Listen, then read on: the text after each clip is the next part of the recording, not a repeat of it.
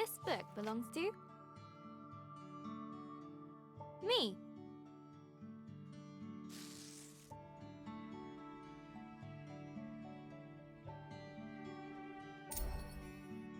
Hello, journal. Is it okay if I call you that? It's a bit formal, I know, but we've only just met. Let me introduce myself.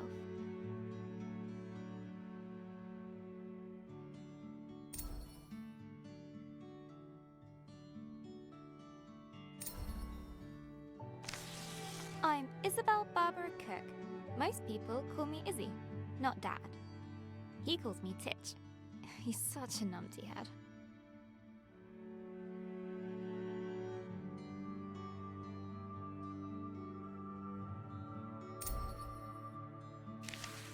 My little brother Ben calls me Isbo. I call him He Who Chews Curtains. He likes red for breakfast and blue for dinner.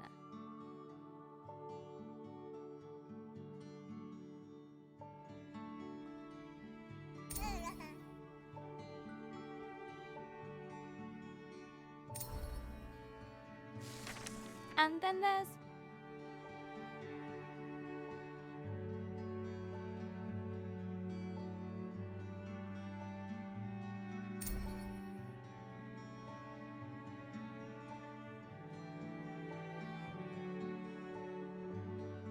Mom, my top tea drinking buddy.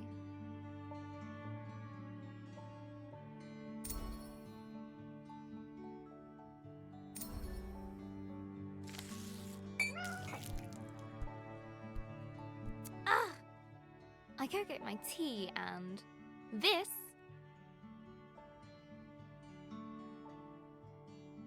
is Pinky. I think she's jealous of you, Journal.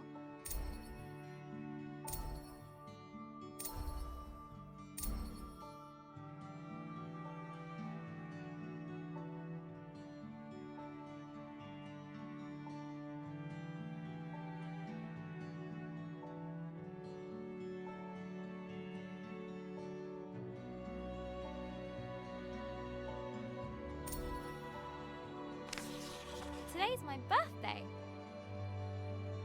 Dad made his best cake. Mum and Gran started the singing. Ben gurgled along. I blew out the candles and made a wish.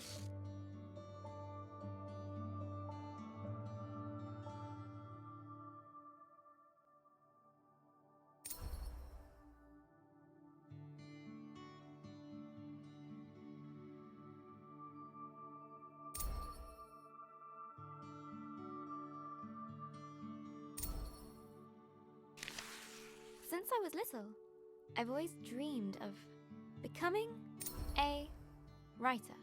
This is where you come in, Journal.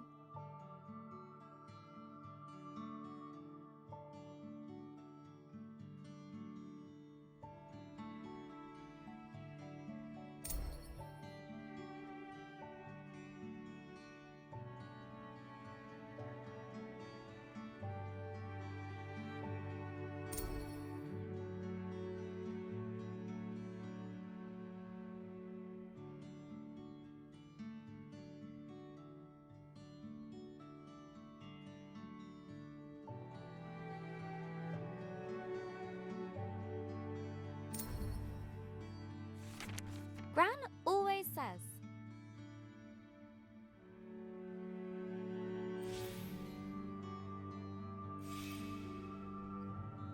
a writer writes. No one ever got anything just by wanting it.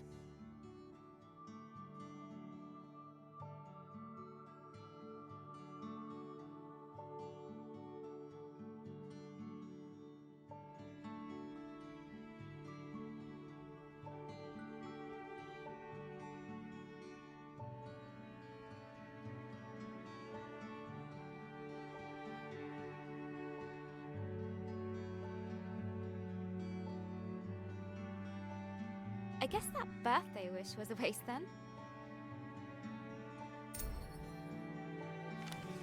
Gran said writing is about exploring your thoughts. It helps you unlock your feelings.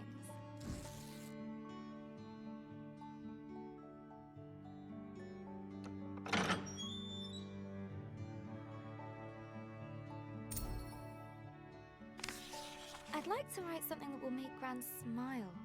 She always talks about little acorns growing into big trees. Is that to make me feel better about my height?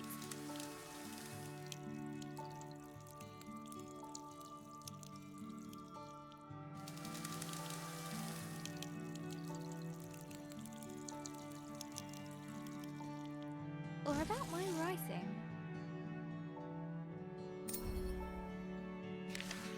I want to write a story, but what kind? A romance? Science fiction? A comedy? A drama? Fairy tales? Wait, we're getting somewhere. A fantasy story.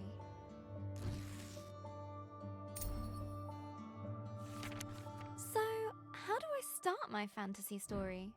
Once upon a time. Ugh, no one said this would be easy. Again. From the top.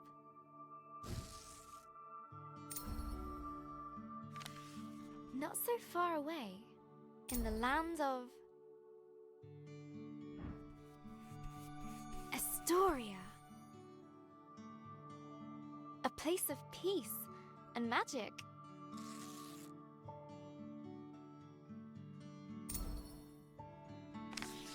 There lived a girl named...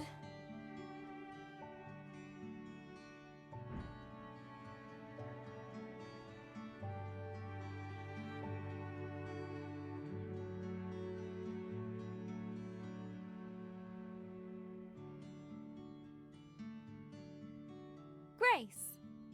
Everyone knew her by the bright color.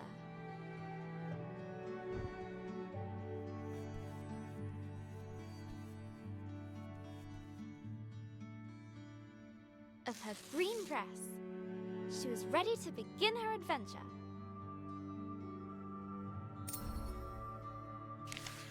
In fact, she'd been preparing for it her whole life, for she was the only apprentice of the village guardian,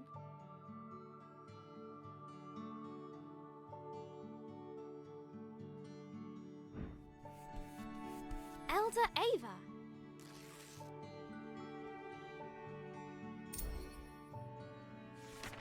Everyone was very fond of Grace. Her heart was full of curiosity and compassion. The villagers agreed that no one was...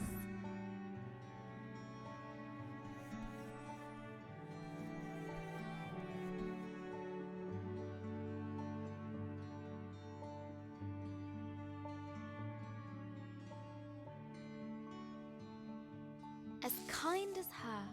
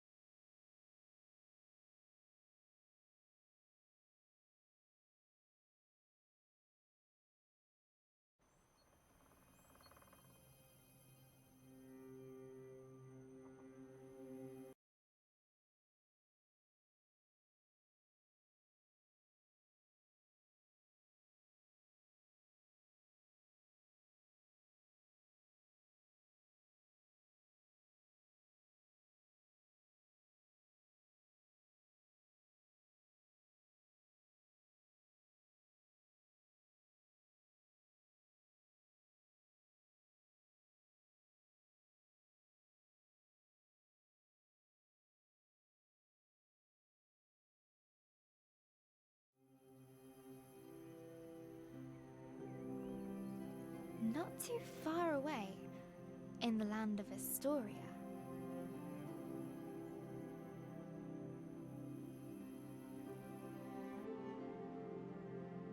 there lived a young girl named Grace.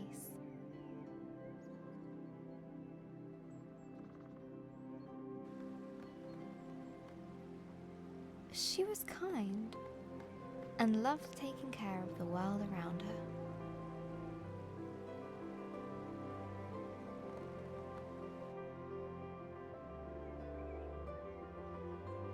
Suddenly, a faint speck of light floated down and began to buzz around Grace. Hello, little firefly. Did you come for my birthday? Oh, Elder Ava's gonna be so happy! Let's head back to the village. The firefly shared Grace's excitement. I was also planning to make Elder Ava a fruit punch in secret. Maybe we can find some more berries on the way back, Firefly.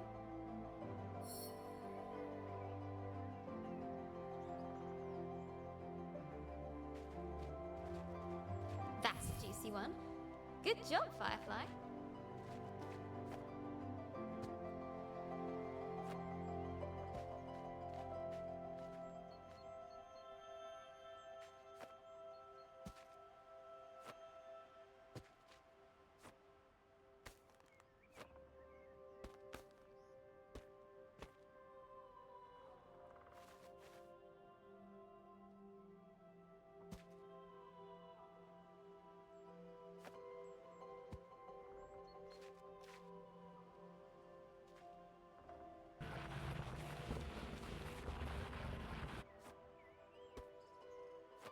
Nice and fat. This will be perfect. Come on, Firefly. The village is just a bit further down. Wahoo! I love doing that. The bridge was an old, creaky affair.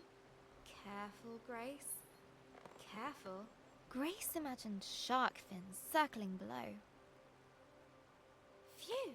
We made it, Firefly. And down!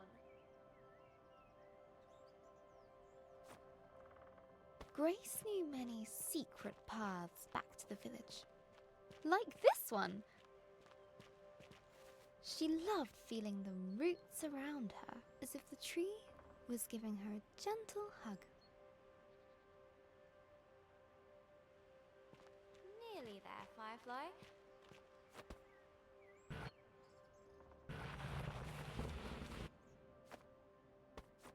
Just one more little slide. Here we go! Woohoo!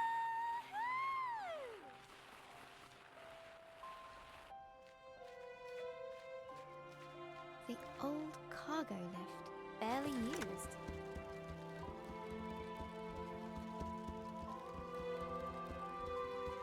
Her own secret entrance to the village above. Grace couldn't wait to give Elder Ava a hug. She'd be so proud that her Firefly came. Look, Firefly.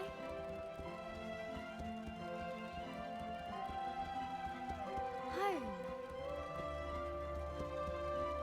The warm nights and the enticing smells of Elder Ava's hut welcomed her.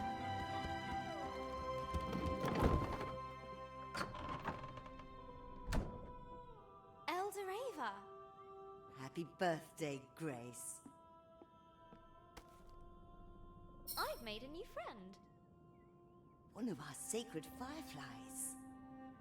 This is a very special thing indeed. Does this mean... Yes, it is time. Would you fetch me that box, please? Ava was sure that Grace would rise to the occasion.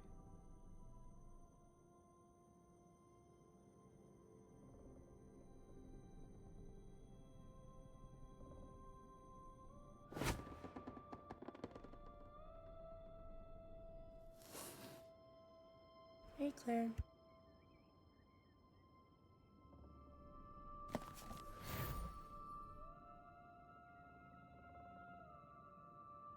Go ahead, open it.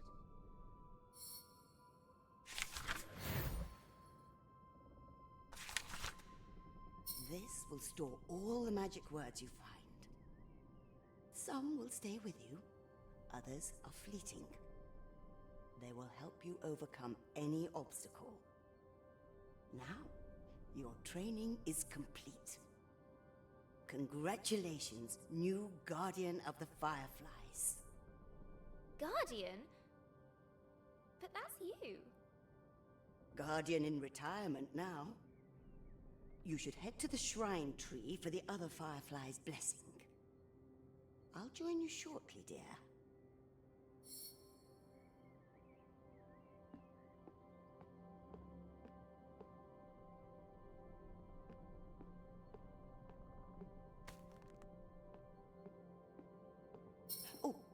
before I forget, a little something of mine to mark the occasion.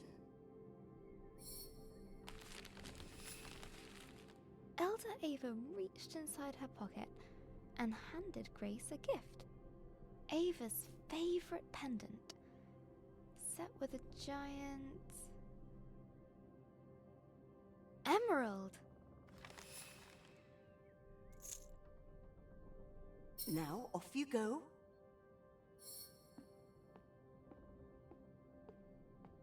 I'm so proud of you, Grace.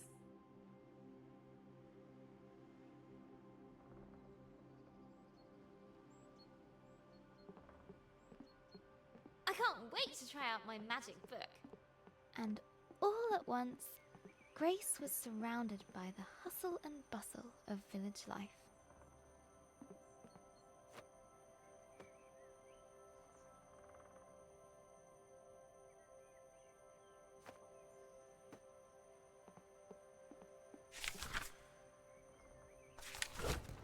Oh, how'd you do that? Wait a minute. She's got the power. She must have the book. Grace must be the new Firefly Guardian. Why do we have to be on cargo duty all Grace the time? loved That throwing was stones amazing. Best over the thing I've rooftops, seen all but morning. not today. Look, Grace has the book. Today, the Firefly Shrine was waiting. Go on! She looked over her bustling treetop village. I heard you had a bit of leaf mold.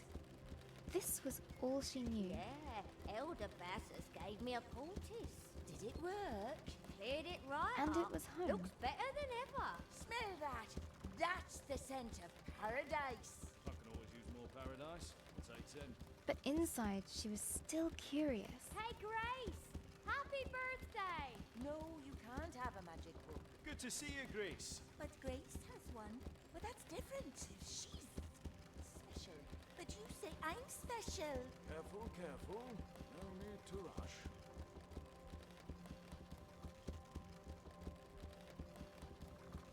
About the world that lay beyond.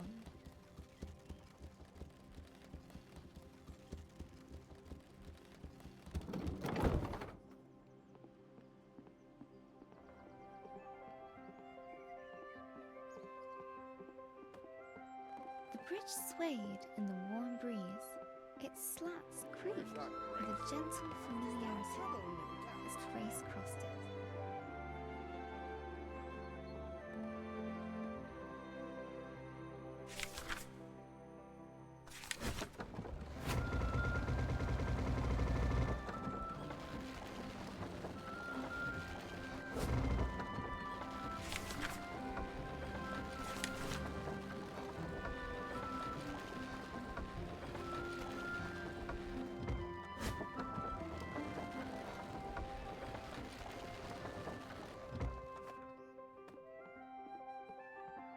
Haven't seen that book for a while, Grace. You off to see the fireflies? Let me get the gate.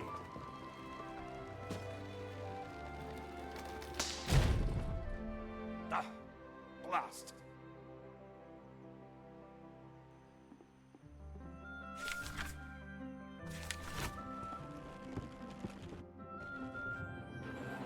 Grace couldn't wait to see the fireflies. Soon they'd bless her as new village guardian. What's being guardian going to be like, Firefly? I hope it's adventurous.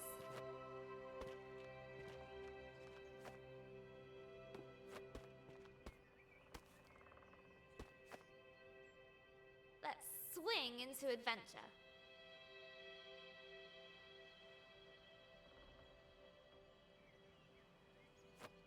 Perfect.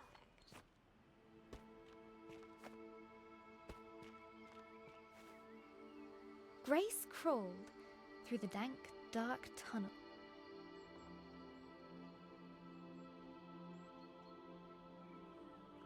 It didn't feel like being hugged at all.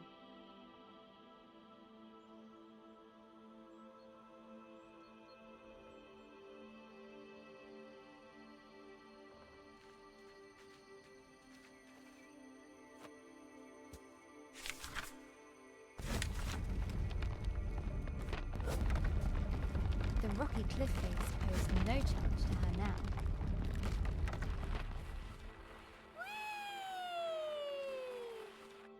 The sacred bell to announce her arrival.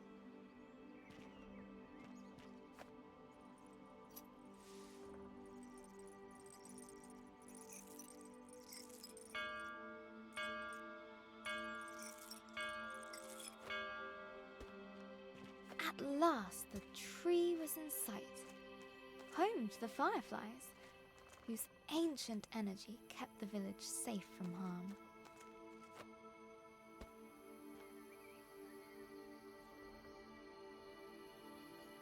Go on. Show them what you can do. That's it!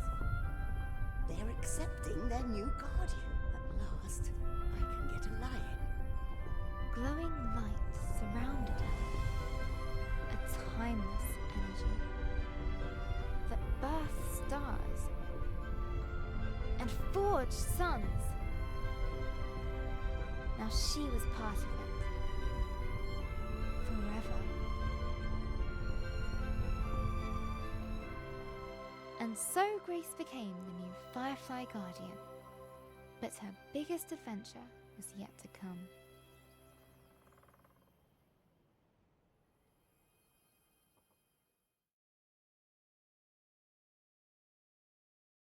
Hello, Journal. This time of the year, it gets dark so early.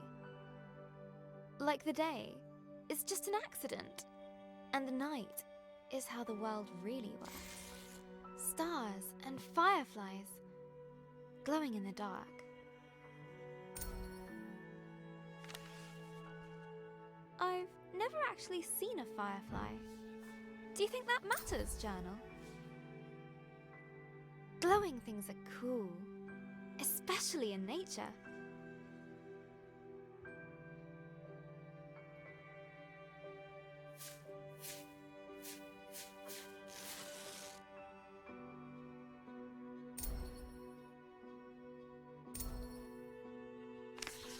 On holiday in Wales, Gran and I would go to the beach and look up at the stars.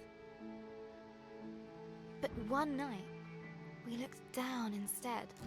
The stars were shining in the water.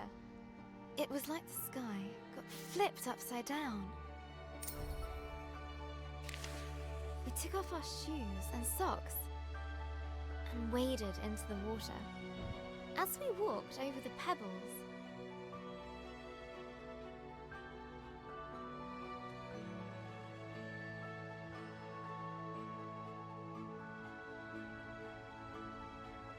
they glowed beneath our toes. Gran said it was called bioluminescence. Tiny plankton in the water being moved back and forth by the tide.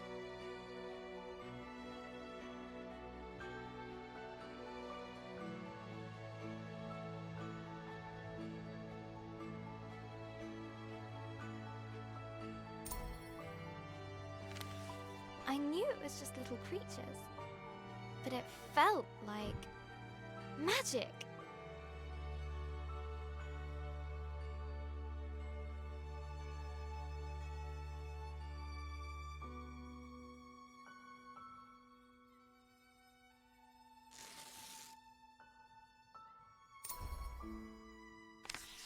I got up very early the next morning. I sneaked into the kitchen, got a jam jar, and went down to the shore to where I'd seen the plankton.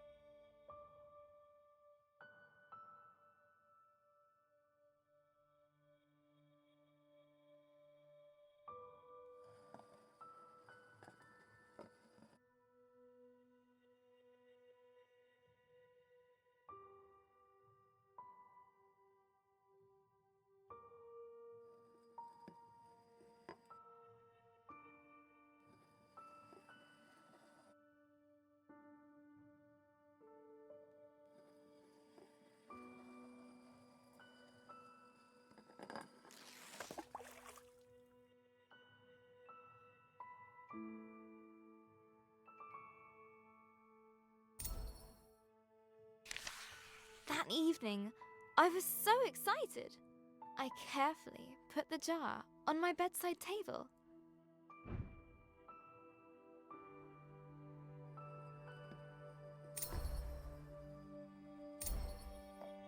And waited for the night. But it didn't glow. I was devastated.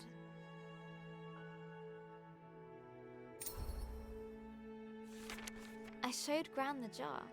She laughed. I have no idea. Gran always says,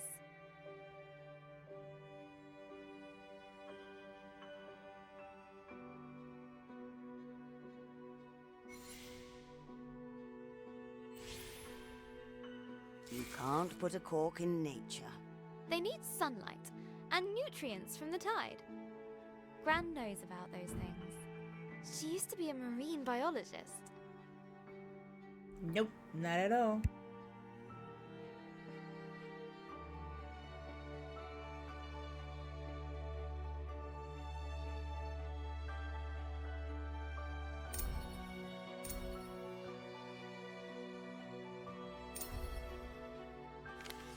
Gran bought some special algae that would grow at home.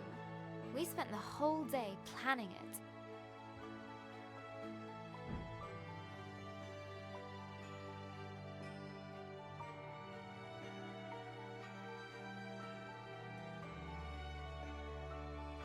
Pebbles.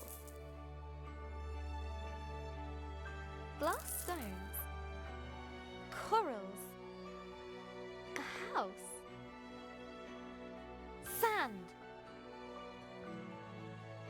Water. Lights. Company.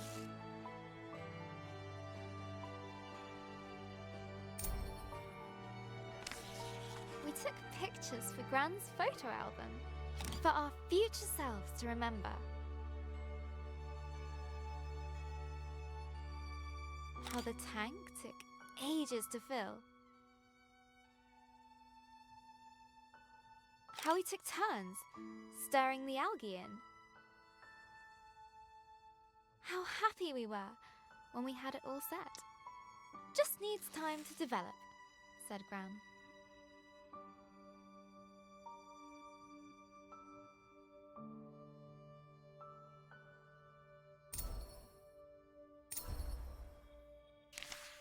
After 6 days, the algae was ready.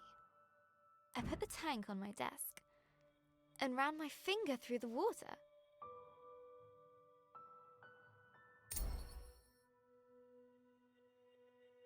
My own bit of magic.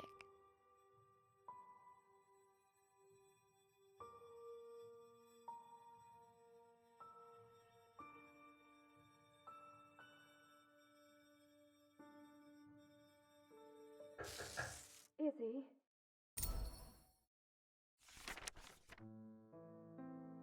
That was Mum.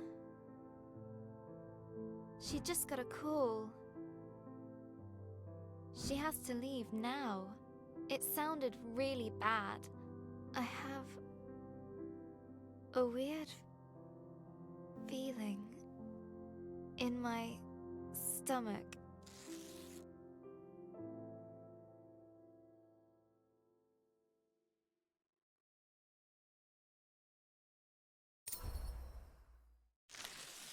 Something I don't know how to deal with. We just heard that Gran has had a stroke. I don't want to believe it. I can't lose her.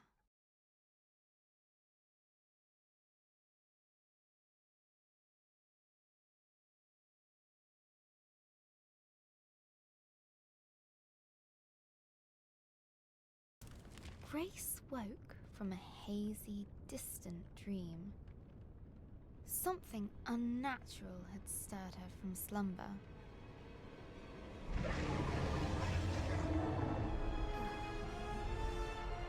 What's that noise? Eldoreva?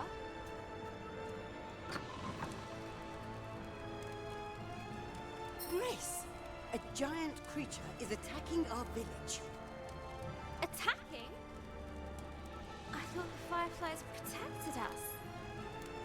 There must be something wrong. Get to the tree at once. Hurry! What creature could have caused this? And suddenly, Grace was surrounded by smoke and cinders. As she hurried past the crackling rooftops, her concern grew. Hey, Grace, you gotta hide. You can hide with us. The Broken. No, there's no space. Oh, okay. Find your own hiding spot then. She looked at her burning treetop village. This was all she knew. This was home.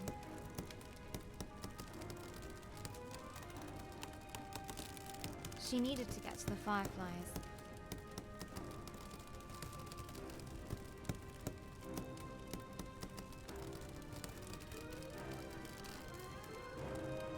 She needed to keep everyone safe.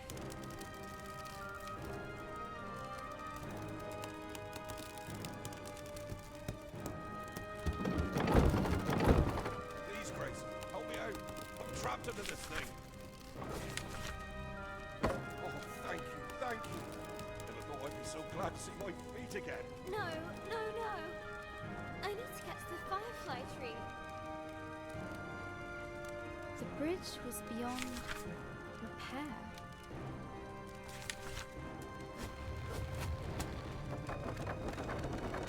Okay. One step at a time.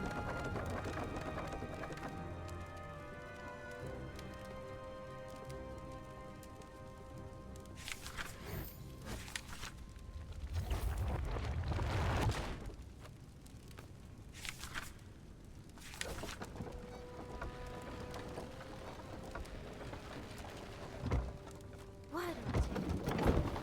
Yeah. A terrifying noise echoed from beyond the village gate. Grace rushed out to meet it. Soon she would prove herself as the new village guardian. I can do this. Right, Firefly? Right? But she could not deny the creeping terror. The earth yawned below her.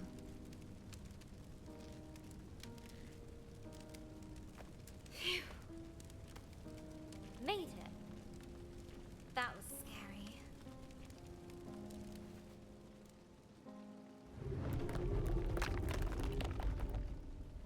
This tree did not comfort her.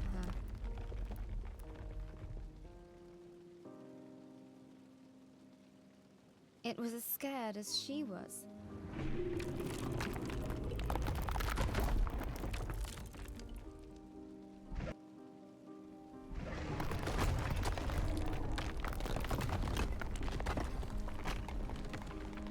With nobody around to extinguish them, fires burned out of control.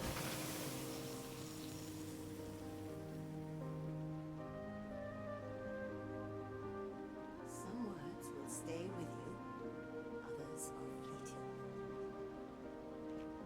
A strange blaze crackled ahead. Is that fire? I've never seen a flame like that before.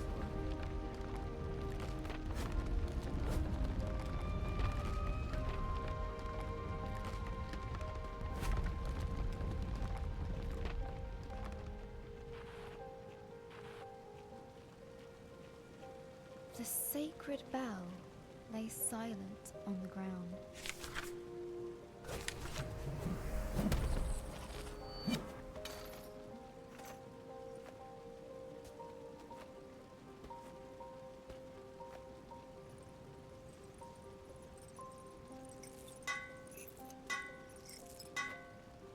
Nearly there. Oh no. No, no, no. Where are the other fireflies?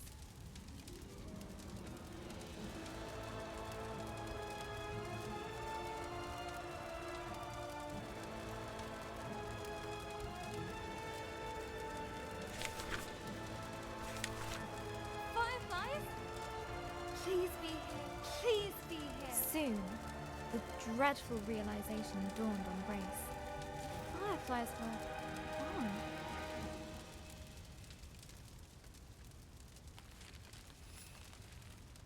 A new determination rose in her.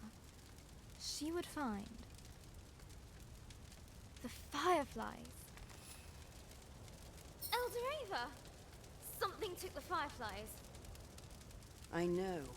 Our people will fall sick without them. Don't give up hope. I'll get the fire.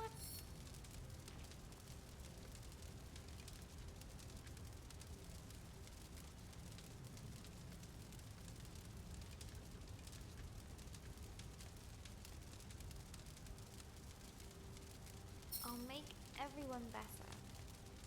I promise. Go, and may the love of this village guide you. Always. Grace took a deep breath. She knew what she had to do. She was the guardian. She would bring the fireflies back home. The earth could fall away beneath her, but she would not be stopped. This was further than she'd ever been before. And yet it was exhilarating, wondrous, and terrifying. Fear was at her side, and hope in her heart. But things were about to get worse. Much, much worse. Is that a dragon? It's big. But Grace would not slow down. Not for crumbling paths.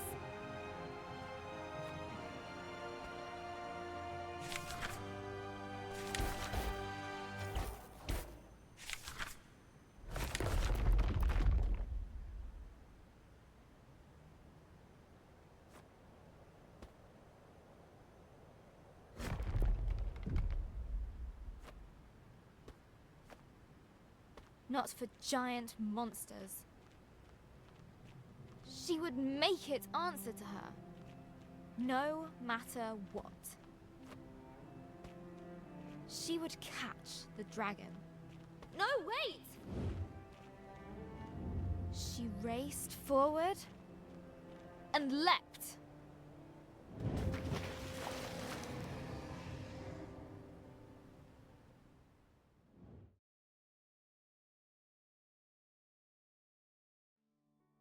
Hello, Journal. We went to see Gran today. In the hospital. It looked like a big grey fortress.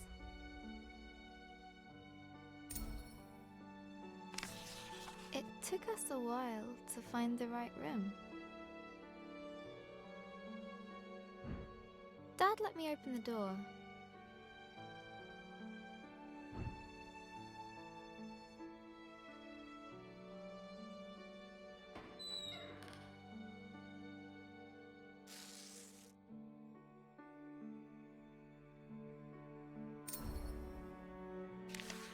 Gran has a big, cozy bed at home. Nothing like the hospital one she was in.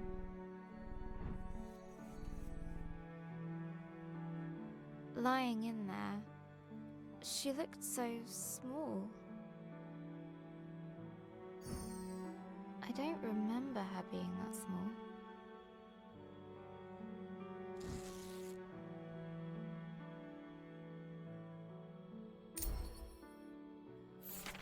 Gran's eyes were open, but she struggled to...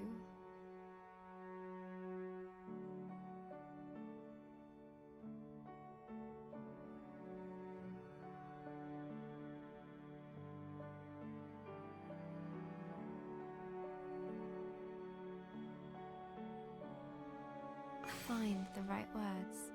She just couldn't...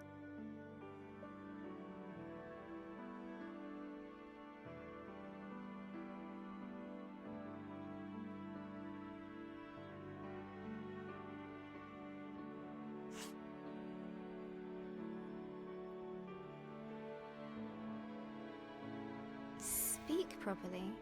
The doctor said it was called dysphasia.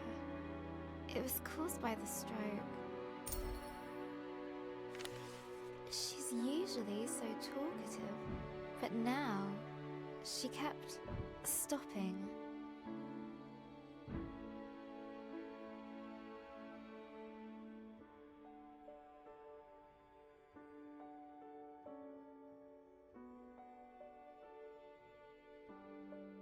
Mid-sentence, as if all the words she could find were just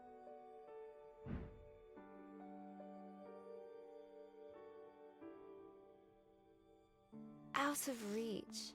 I could see it really frustrating her.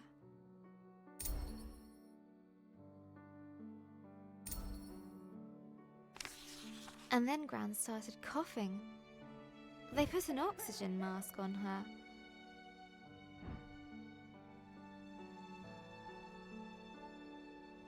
I told her she looked like Darth Gran.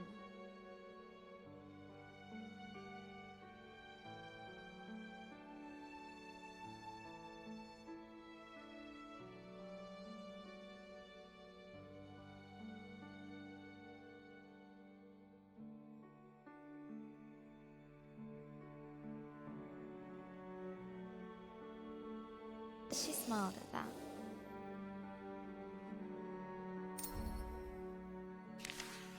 That reminds me of Gran telling me how she took Mum to the cinema.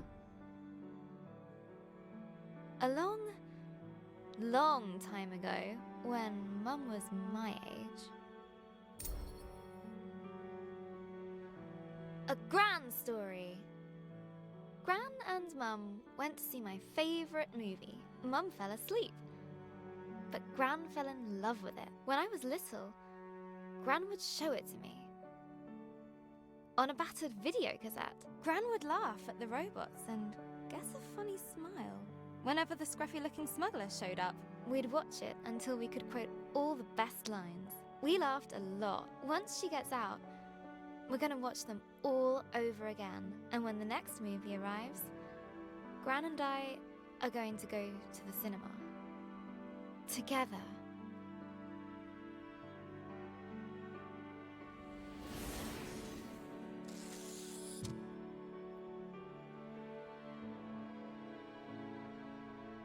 And soon, Gran and I will be playing games again.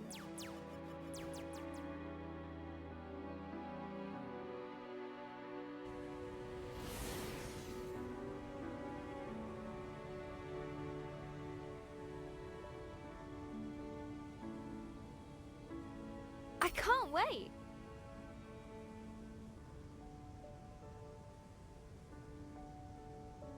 This time, I'll beat all her high scores. For sure. Gran's a tough cookie. In video games, and everywhere else.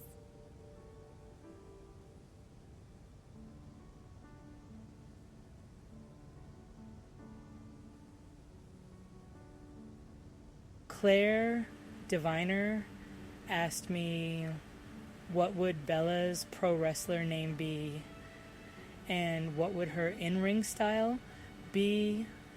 Bella's pro wrestler name would be the Blue Storm. Her in-ring style would be a mix of technical and high-flying moves. I love that. I heard Mum crying in her room.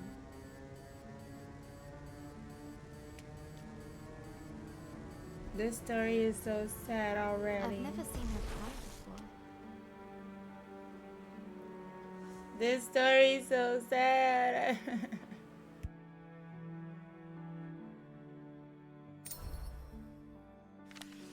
She looked so sad. I didn't know what to do. So I made her a cup of tea.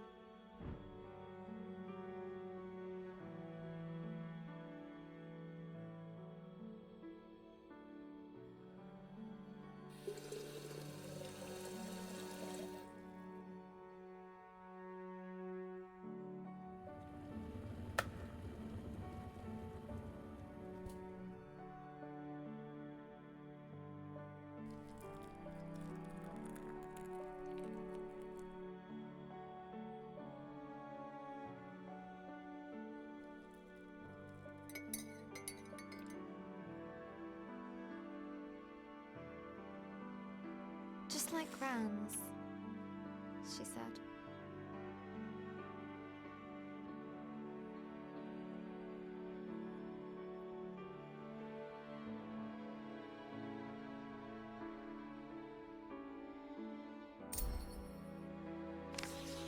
Mum said Gran was getting tired.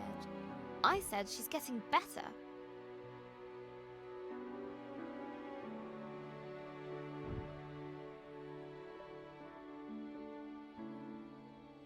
Mum said she felt helpless.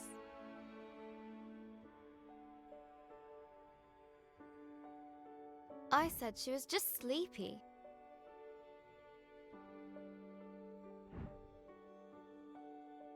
Mum said Gran's going to... I said she's going to be fine.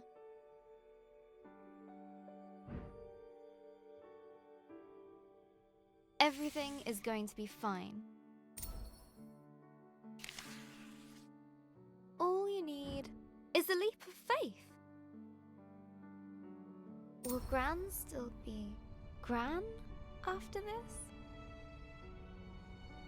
Of course. She'll be fine. Fine! Gran is going to get better, right? I made her smile. That should help. Got to keep positive. Mum needs me to. I'll show Gran my story. Mum as well. They'll enjoy reading it. I hope it helps. What else can I do? I just need to finish my story. So, where were we? After the dragon attacked the village, Grace set out to find the fireflies, leaving Elder Ava and her village behind. Her journey took her to a vast desert with a guardian who guards it because it is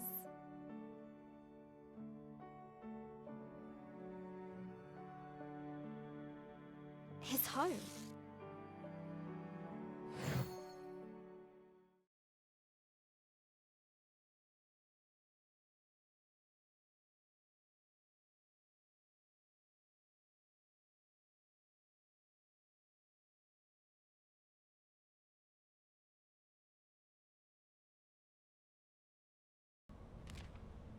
Grace had pursued the dragon far, far from home. The desert spread out before her. Dunes rising and falling like a sea of gold. Timeless and bewildering. A glow in the sand. I'll get you safely home. Another firefly escaped from the dragon's grasp.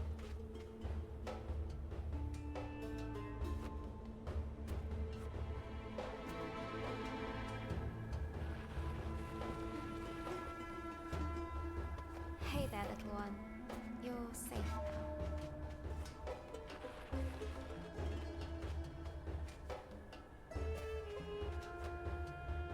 Where did this wind suddenly come from?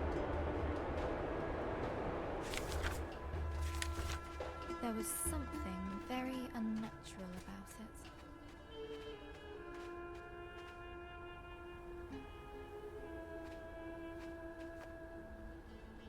Woohoo!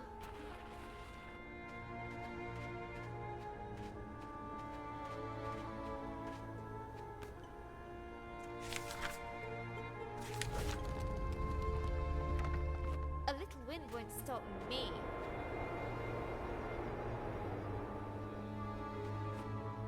Can't close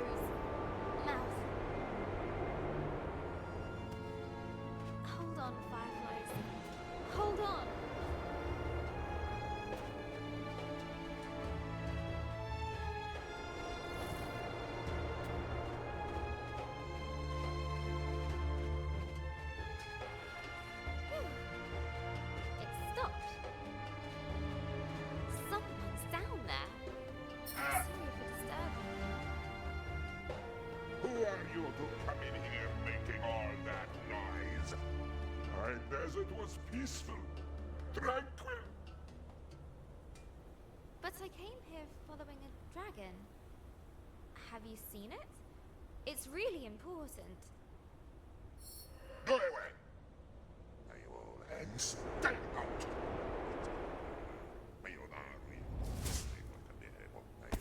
First of all, sir. Grace's will would not break that easily. Hey! Come back here!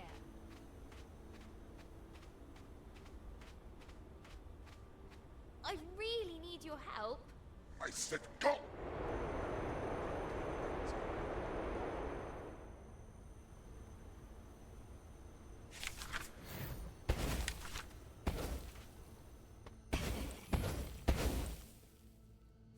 Surprise!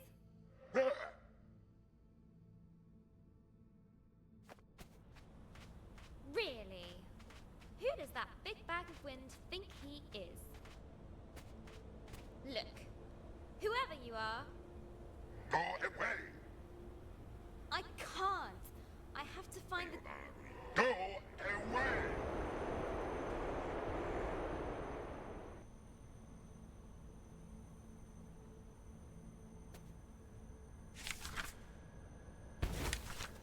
Okay.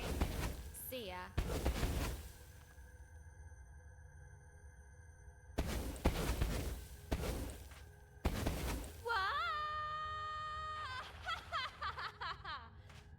That sorted Mr. Grumpy Pants out. The yawning cave burrowed deep into the earth. Home to wondrous life. Easily scared. Whoa. This place is huge.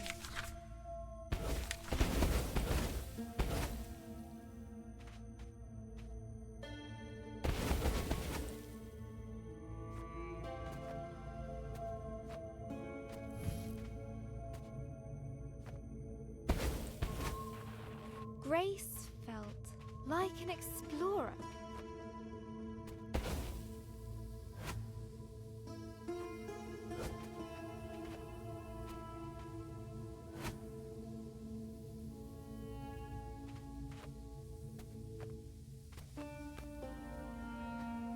Uncovering the unknown. Far below the rolling dunes.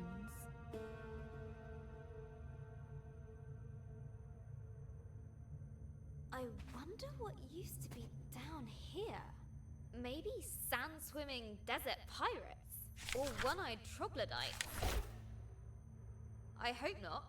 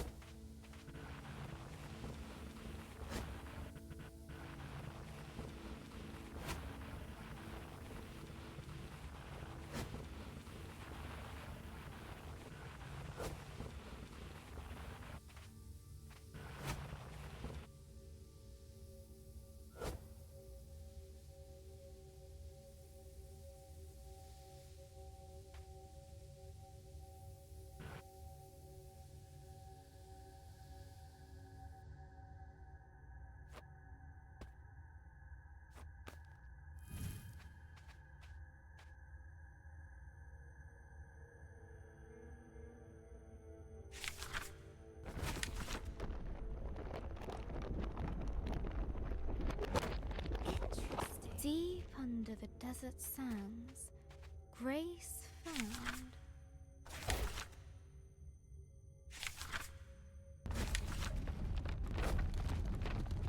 a long, forgotten chamber. The plant recoiled at the sound of her footsteps.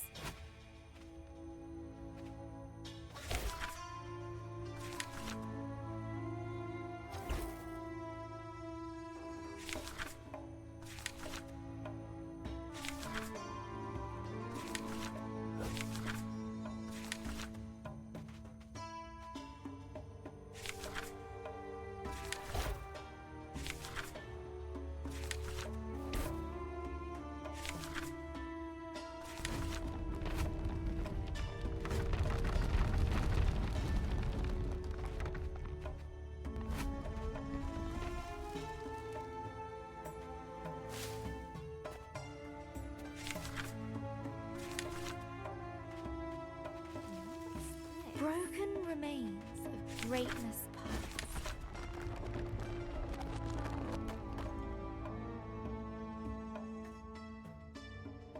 The silence of the ages filled the air.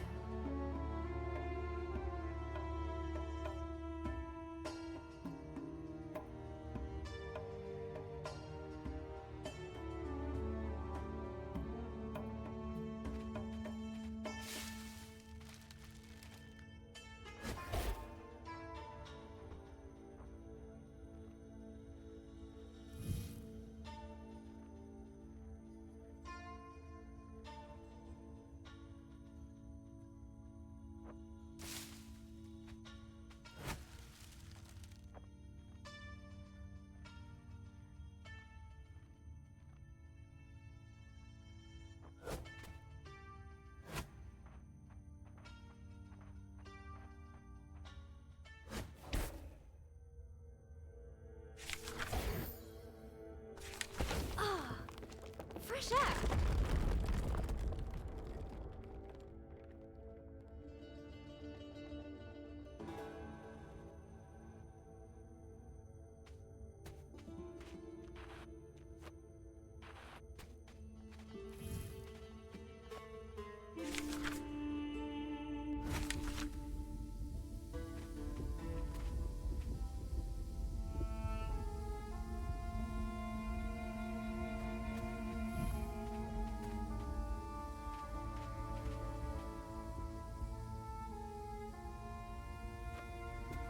A familiar, foul-tempered voice drifted down to Grace. Trespasser. That is it. They didn't ask. They didn't wait for an invite. Rude. It's just rude. Ah, you. You shall go no further.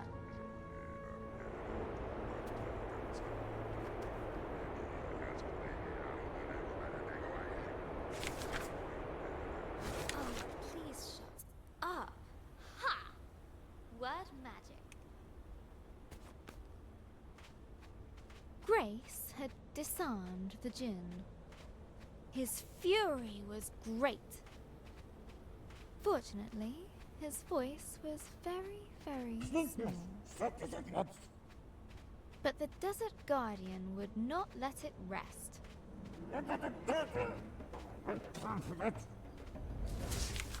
Hey! Stop it!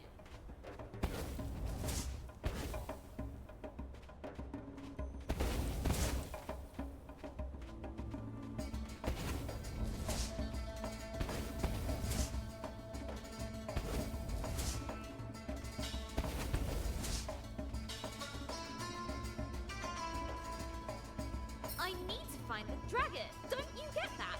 I really don't have time for this.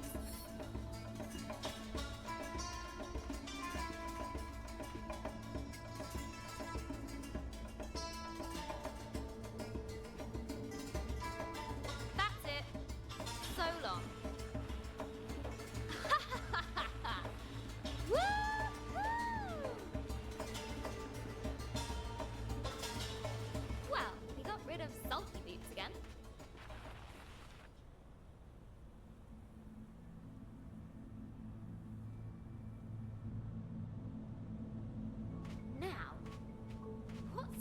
As she looked around this lonely, desolate place, Grace wondered,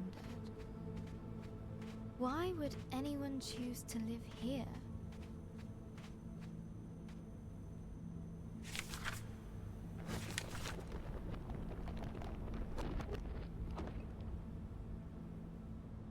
There had been people here, once upon a time. What happened to them? Who were they? Maybe I'll find answers here. The dome was empty, but for a pool of water. An inviting place to rest.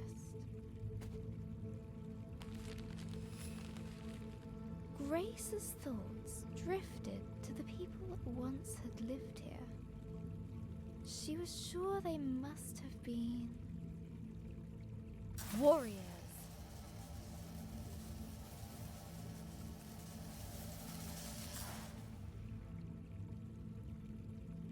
A distant roar roused Grace from her thoughts.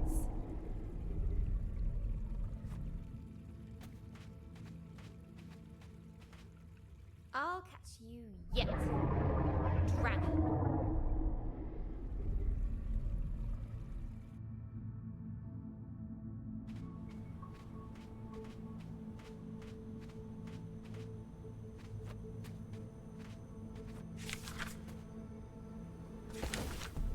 The ancient statues toppled before Grace.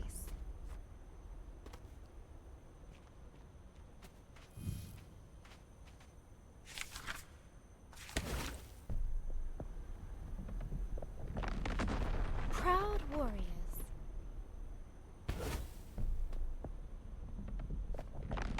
Protectors of their land.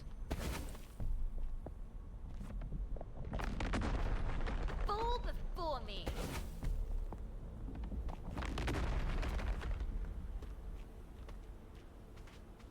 But behind Grace, a grumpy mumbling could be heard. Ugh, him again. Let's move.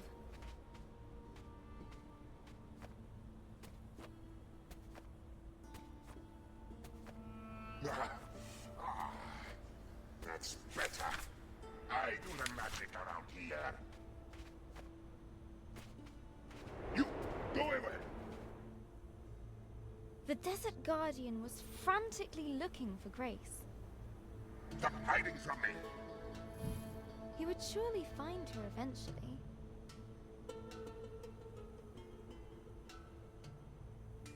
Wouldn't?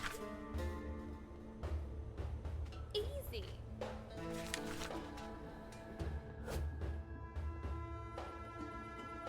Despite the darkness, Grace's hope guided her.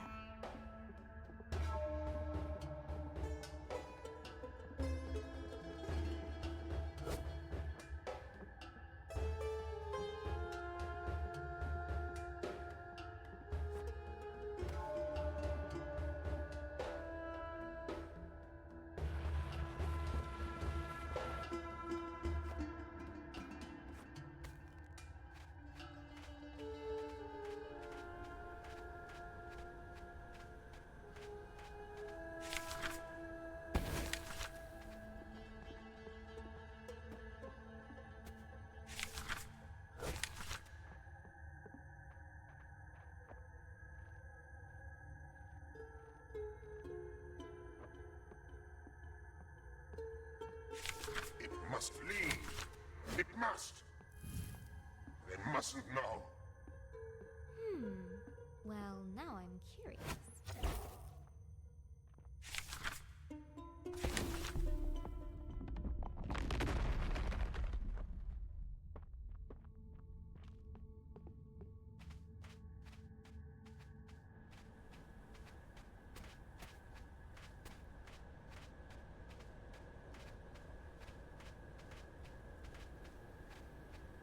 What is it with this guy?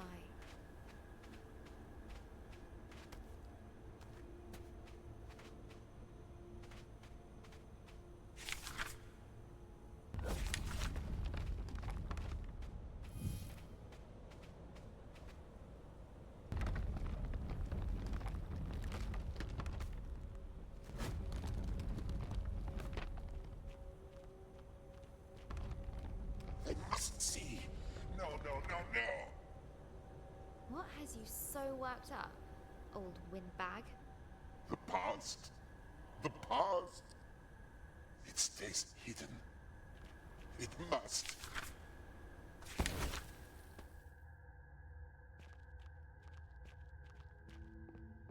Oh, the old days. So little left. Best forgotten.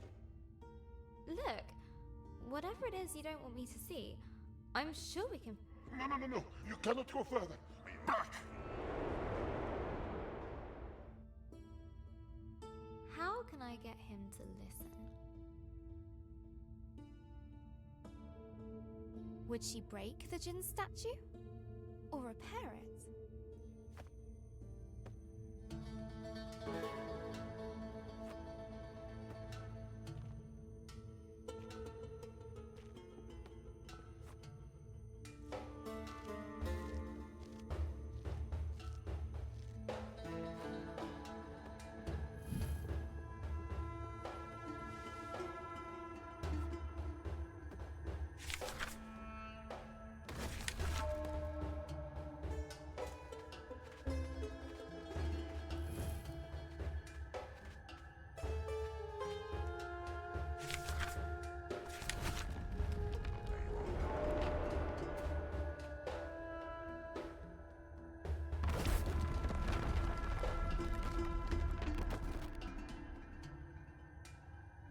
The last remnant of the brilliant past. Gone. I am sorry. You weren't listening and I just... No. You were right to destroy my statue. I deserve no pity, no celebration. I failed. What's happened here? What did you do? You wish to see my greatest shame? Very well. Follow me.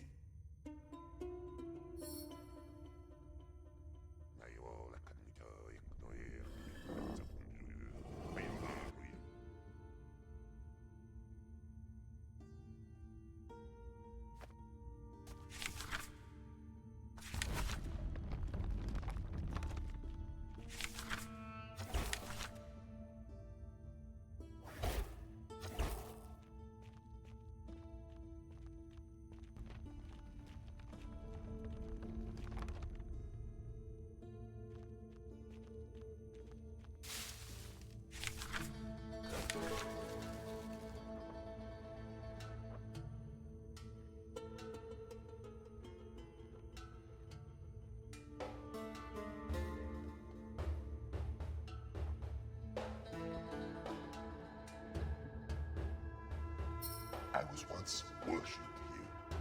It was wonderful. But I grew complacent, arrogant. They warned me that great dangers were coming. And what did you do? Nothing. I believed that there was no danger I could not thwart. I was wrong.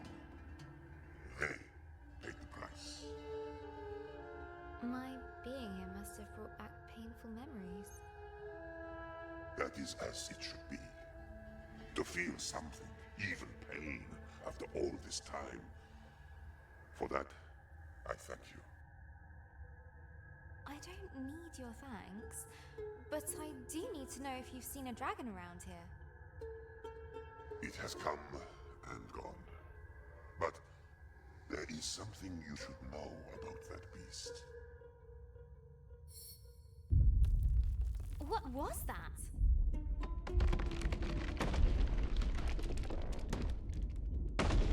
Hold on! Fall softly, my friend. Knowledge will be yours in time.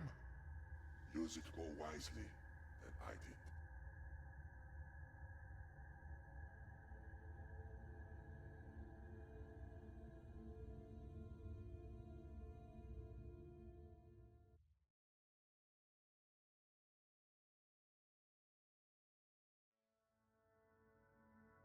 Hello, Journal.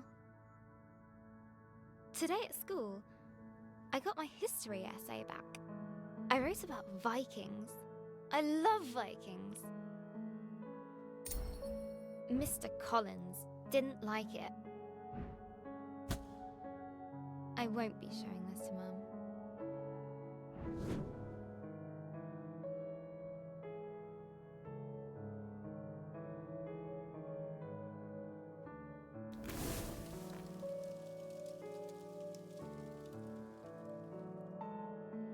She has enough to worry about.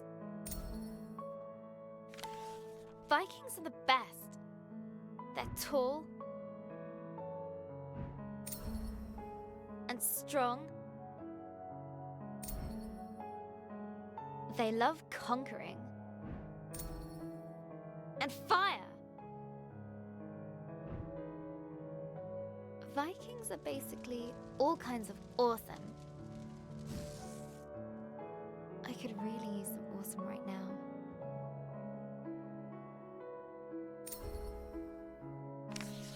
I got her old photo album out. I wanted to see Gran like I remember her when she was awesome.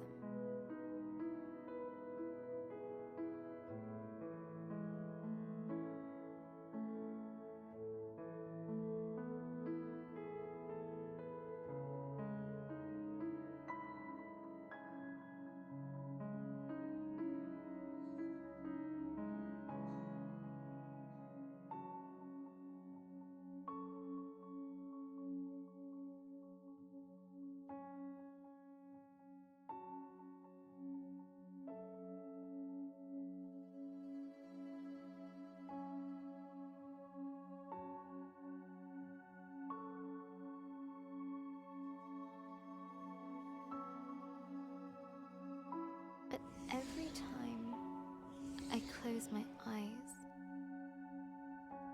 I see her in that horrible bed. We're visiting the hospital later today.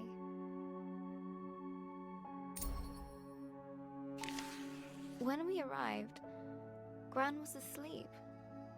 Her skin looked so thin, almost see-through, like tissue paper. She was Gran-shaped, but empty. I mean, that's silly, right, Journal? It's just Gran. But somehow it isn't. It's not her!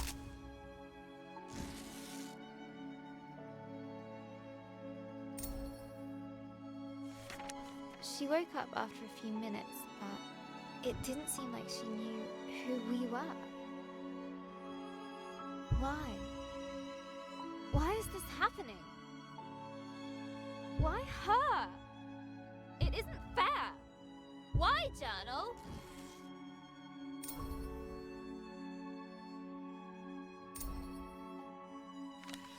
Gran still can't speak properly. It's so cruel. She can't tell us anything. Like what she wants to eat. Or how she feels. And what's worse, everyone pretends they're having a real conversation with her. But they're not.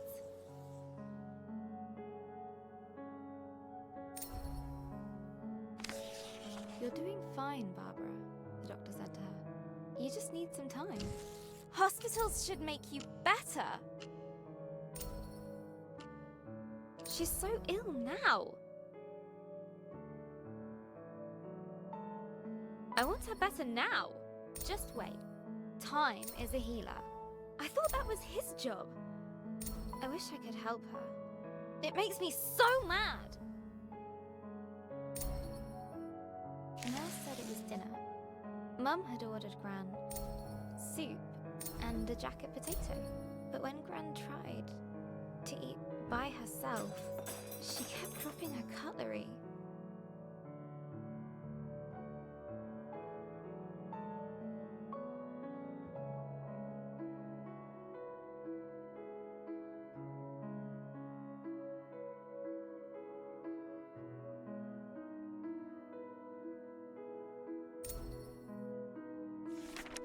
Then I noticed Mum had ordered her mushroom soup.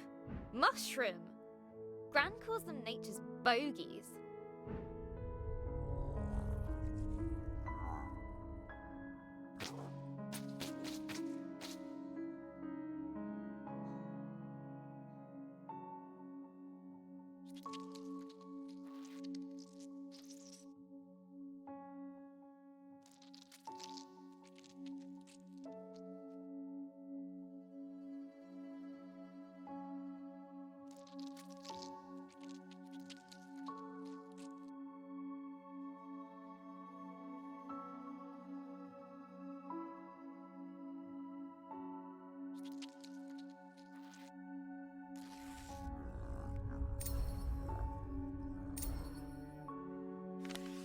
I reminded Mum about the mushrooms.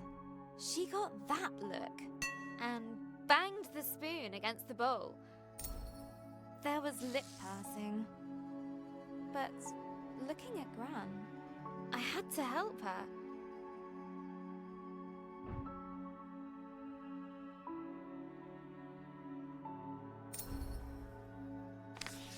I still had some loose change.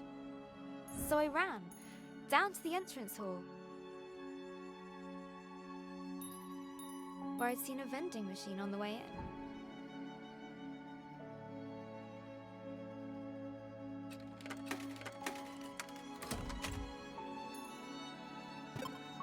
Egg sandwich! Hurrying back to 305, I couldn't help but grin. They didn't let me back in. Adult talk. Wait outside. That's what they said. So I waited on a bench until Mum came out the room. She said nothing. Just took me to the car. We didn't speak a single word. Not at the car park. Not during our drive home.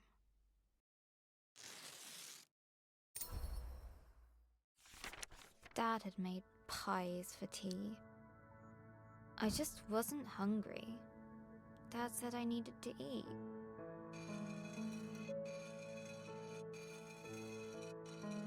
I said if Gran wasn't going to eat, neither would I. I slammed the door really loudly and flumped onto my bed. I still had the egg sandwich.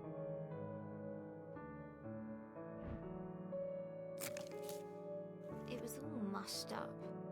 Everything is all mushed up.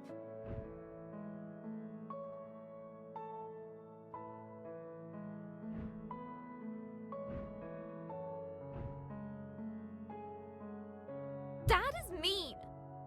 Mum doesn't care. And pie is stupid. Maybe I should just try to write my story.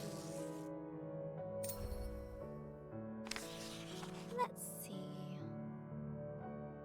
Last time, Grace was plunging down into the dark below, but the djinn spell slowed her fall.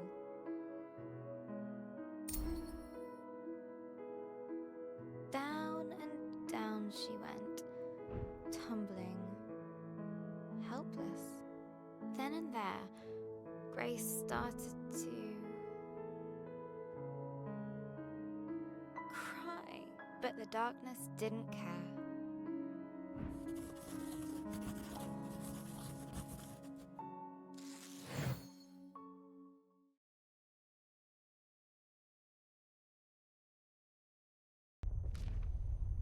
As Grace hurtled through the darkness, her helplessness no longer made her feel scared. It made her feel frustrated, angry. She wanted answers.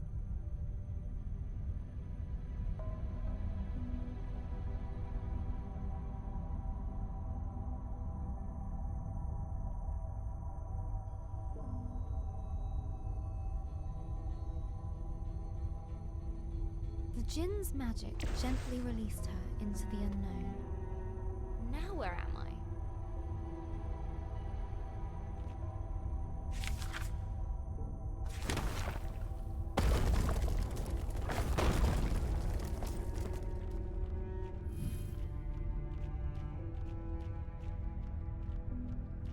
The ground was warm to the touch. At least it's quiet. Just my luck. And what's that? Molten stone. She'd seen nothing like this in her forest home. I really miss the folks back at the village.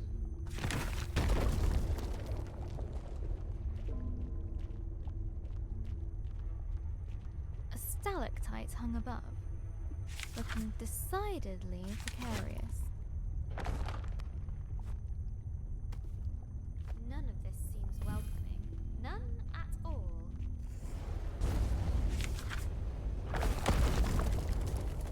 Careful! What is this?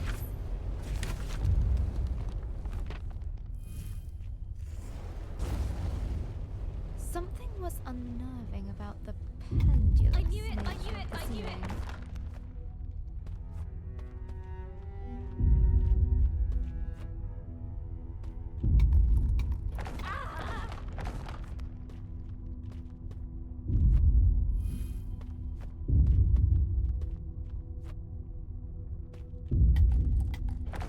This is ridiculous! I need to find whatever is causing this and stop it, or I'll be smushed.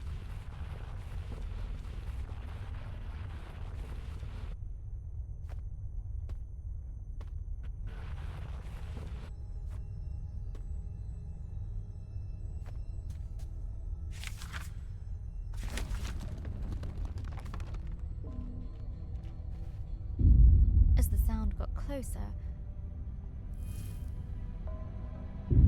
Grace realized she would soon face its maker.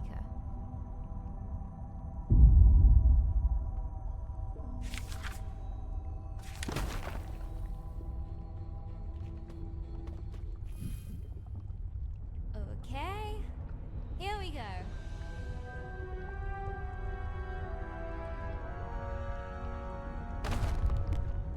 Fire and flame wrapped her form. Hey! Stop that! You'll bring the whole cave down! But the giantess just kept on pounding. Yeah, just ignore me. It's not like I might die over here.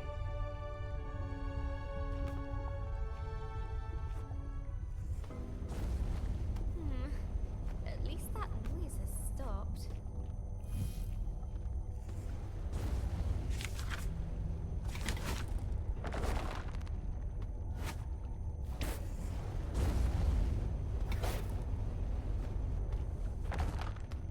The lava gently bubbled, as if to mock her lack of progress.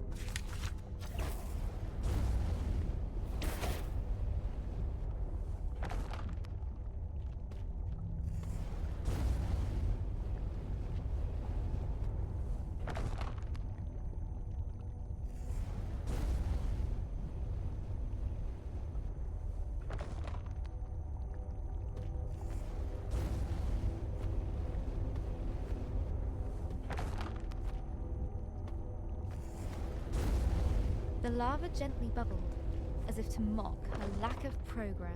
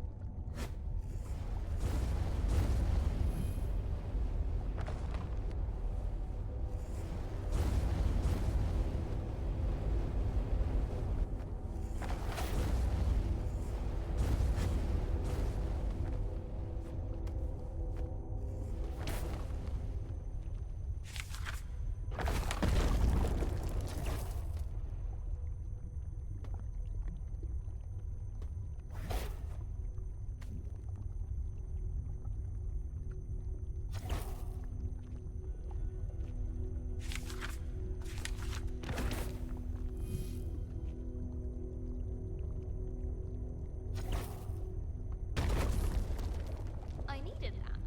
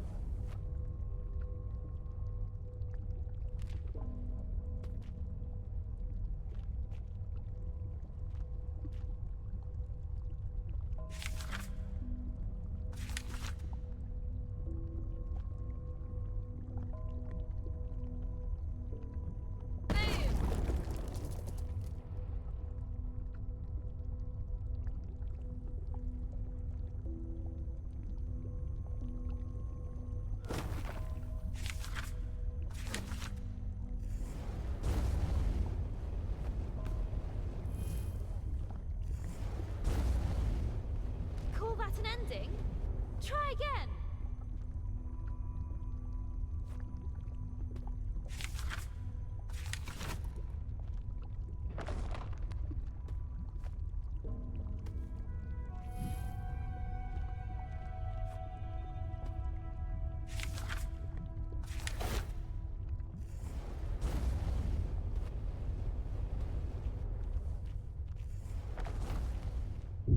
No, not again. The whole floor's going to give way. Ah! Right, not listening or ignoring. I don't care. I have to stop her. Inside Grace was a white, hot rage.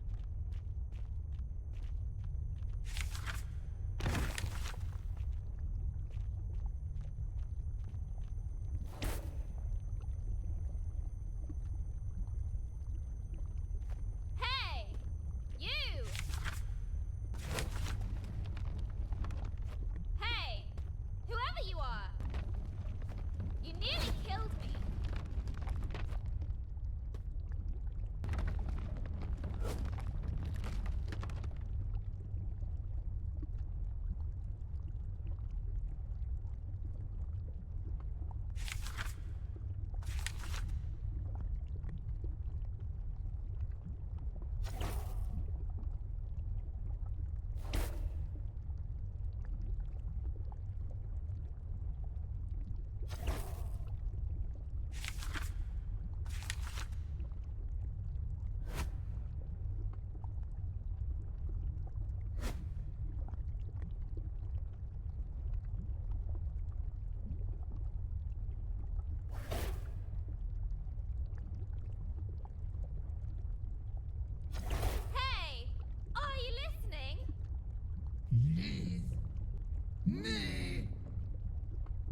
No!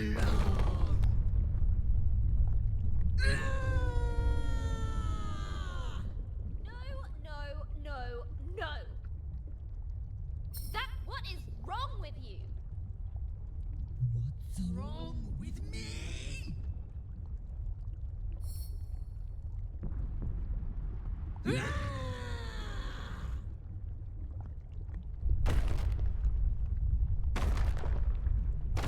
I might have overdone this.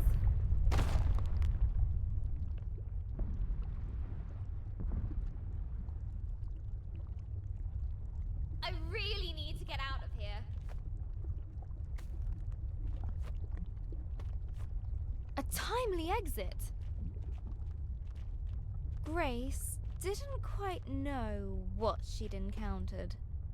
Sheesh. She's so angry. The thought stuck with Grace. What's wrong with her, I wonder? Whew. I think I need a breather. A place to rest. Grace was beginning to feel the burn of loneliness.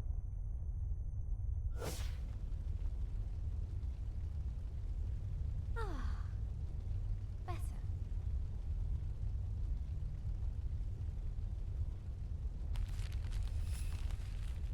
Grace's thoughts drifted back to the burning giantess.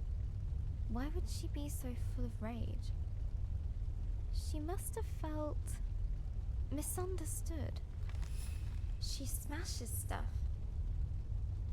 because no one understands her. I get that.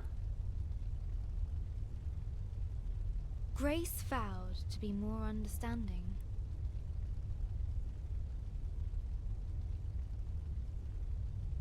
If they met again.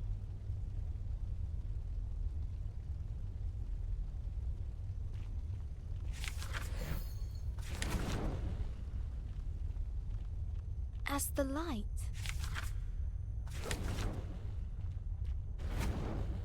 pushed back the darkness, a heaviness lifted from her heart.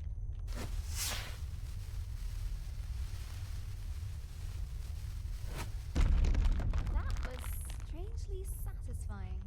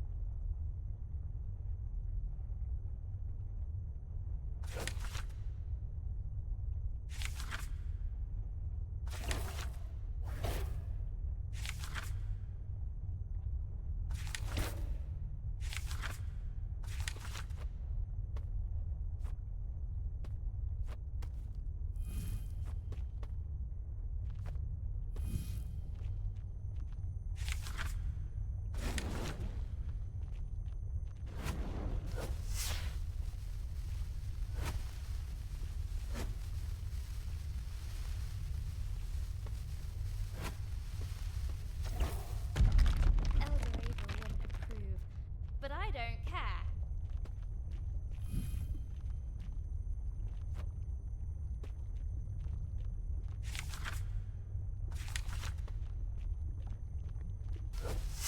Yeah!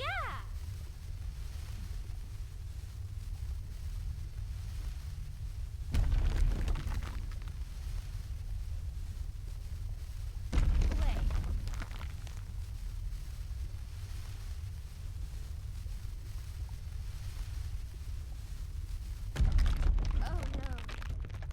Not again! Grace was adrift on the current. Without control, lost on the flow of lava.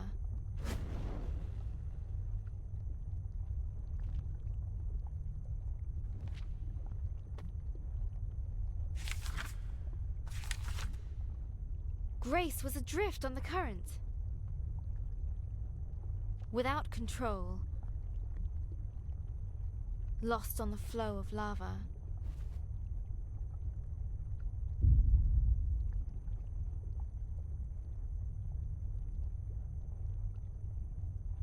It would take her where it wished.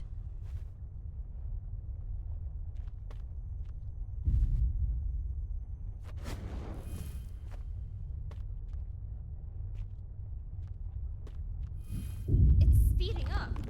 That can't be good. The burning river went faster. And faster.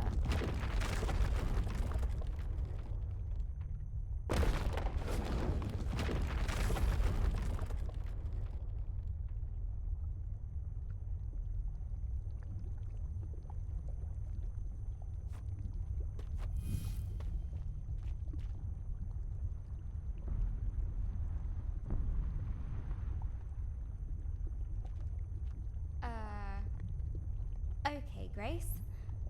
Remember, empathy. You! You again! She isn't listening. Run, Grace, run!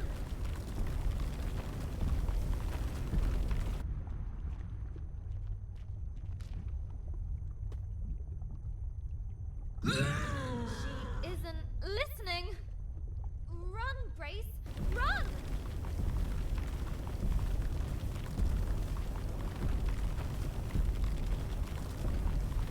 Thundering steps shook the earth.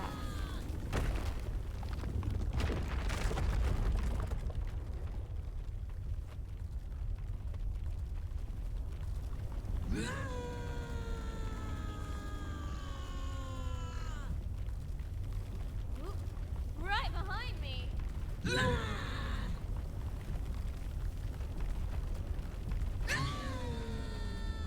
Debris was flying everywhere.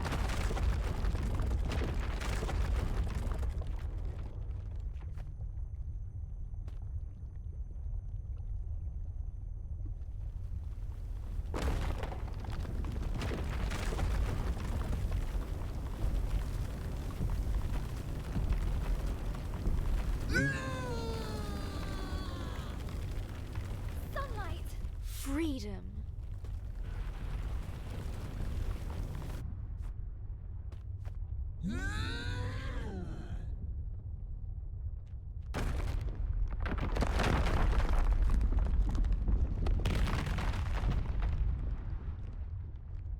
Now look what you've done. You look! We're trapped and it's all your fault. I hate this place and I hate you. I hate you! Her anger consumed itself. Huh? What happened to you? No. Don't feel so angry now. Angry. I know what that's like. To feel angry. As her anger left, it brought a change.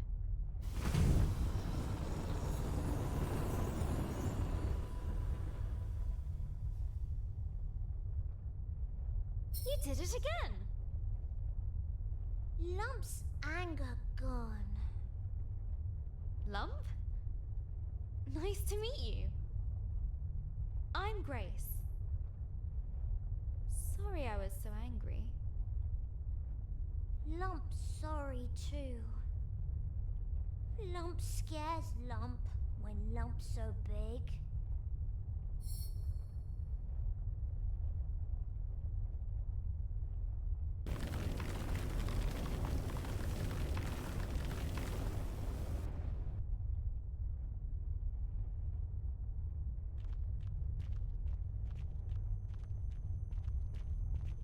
I'm looking for a dragon.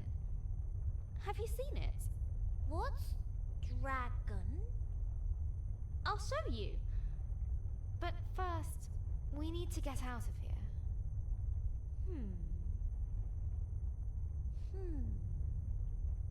Just then, Grace noticed a boomshroom she hadn't seen before.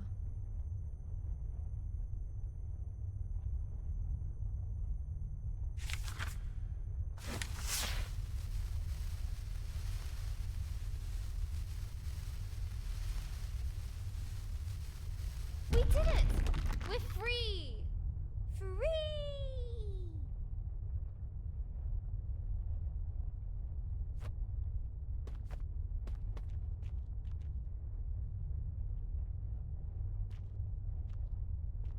Lump!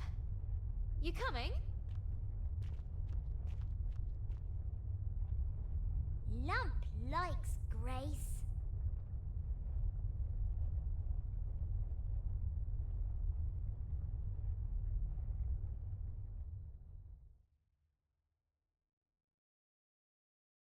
Hello, Journal.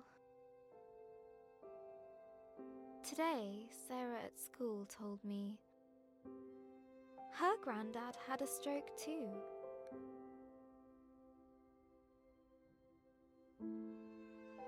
His mouth went lopsided, and he spoke a little funny. Now he mostly sits around, watching the telly.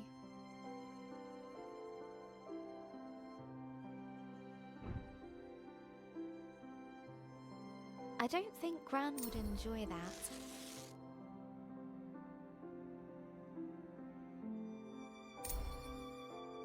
She'd feel like she was giving up. She'd want to keep moving, keep doing things. Gran always says.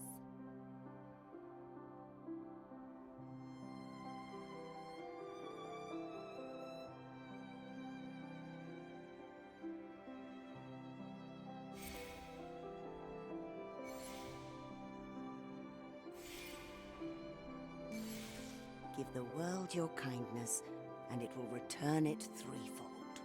The more positive energy and kindness you give the world, the more you get back. When Mr. Parry's lawn got too high, Gran cut it for him.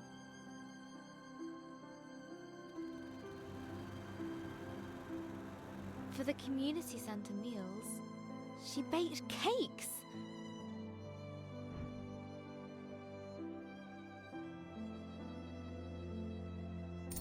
She even does the unthinkable.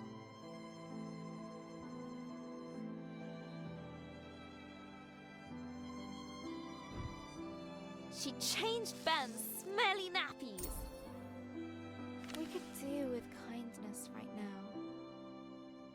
Someone better step up. Me!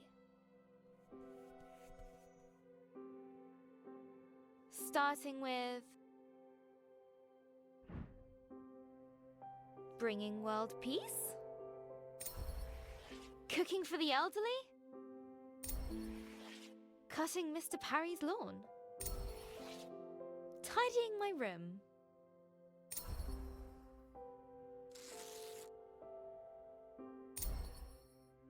Bringing order to chaos? A mighty struggle needs a suitable tagline. It's tidying time.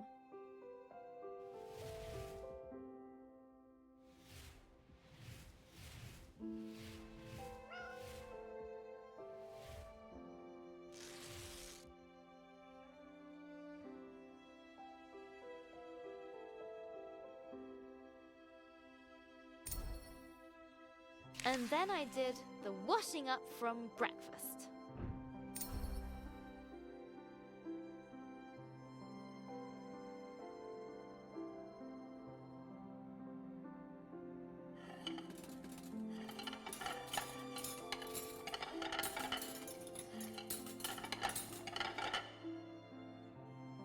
Dad said, miracle. Then he bowed at my feet. He's such a complete numpty head.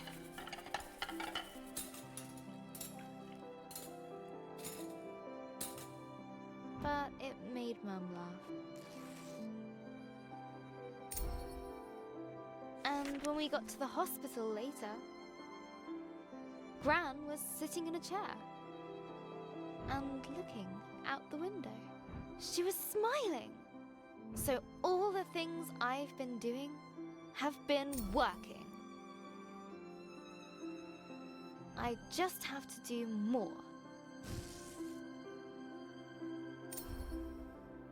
There was kale for tea, which is a kind of vegetable torture, but I told myself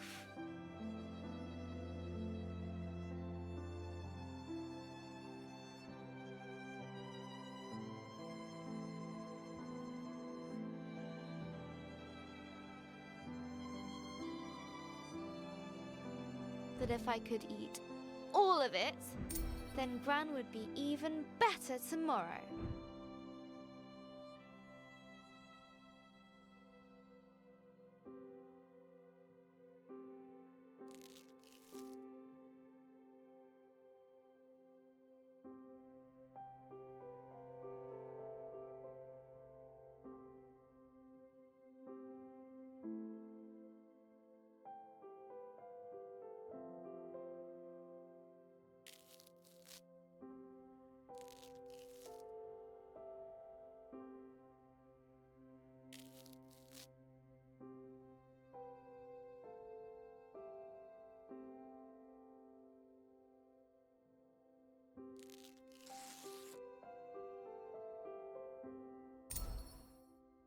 I am on fire today.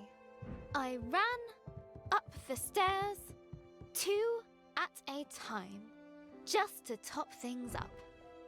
Pinky was very impressed and slept on my feet all night.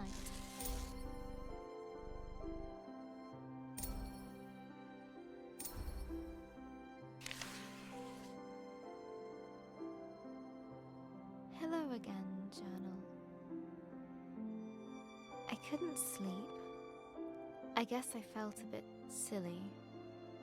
I mean, who cares if I eat my kale? Well, Dad, maybe? But does any of this really make a difference? It's just, if there's a sliver of a chance, it actually does. I want to believe in it.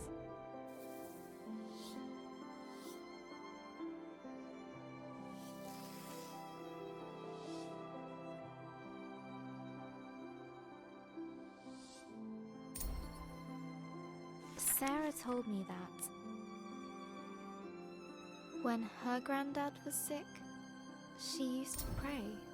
I don't exactly know how that works, but best to hedge my bets. Please, please, please, please, please, please, make Gran well.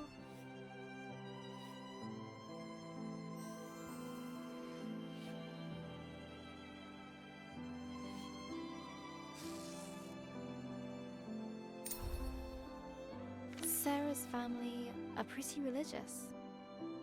Not like Mum and Dad. I don't know that much about religion, actually. I like the stories. Especially the one about the Ark and rescuing all the animals.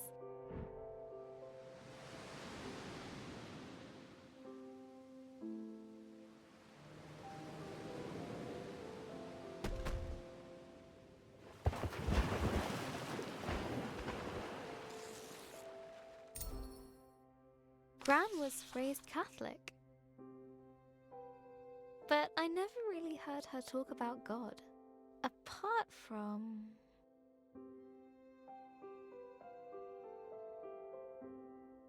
that time she dropped the yogurts in Tesco's. We took care of the mess before the staff noticed.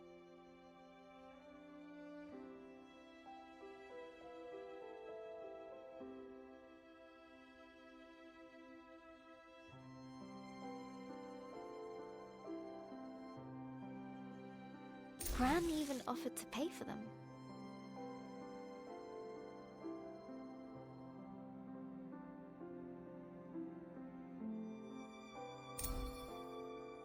I asked her once. She said, if there is a God, they're in our actions. How we help and love one another.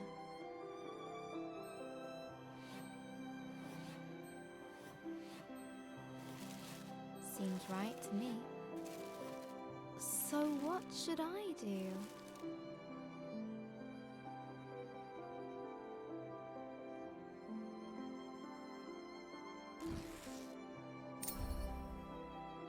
I'm going to bring in my story next time we go to the hospital. I can read it to her. I think she'd like that.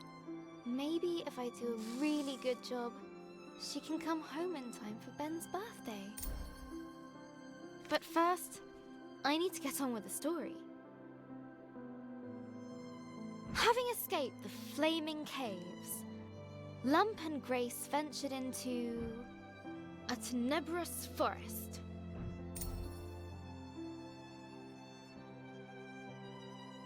Writing Lump is going to be fun. But if she's not so angry anymore, she might need another character flaw. Maybe uncontrollable cravings for...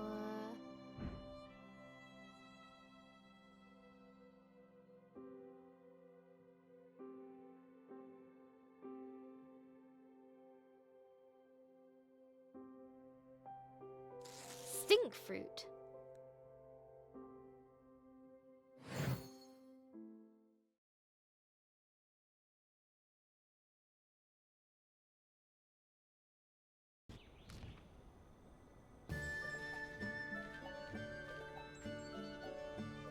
Gentle sunlight streamed across their faces.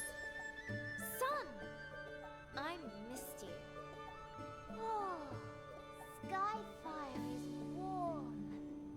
Like Lump.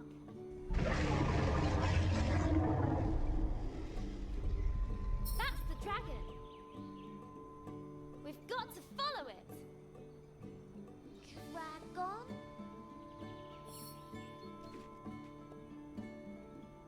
We need to follow it. Let's go, Lump. Lump no likes follow anything that goes.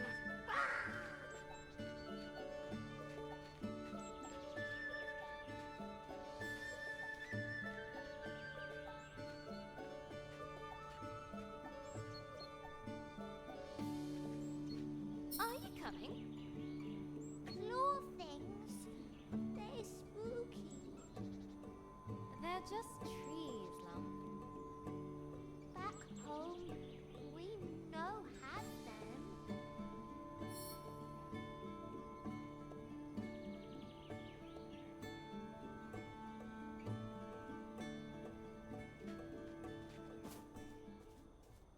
The grey forest, dark, foreboding. Grace didn't care. Home. You miss it?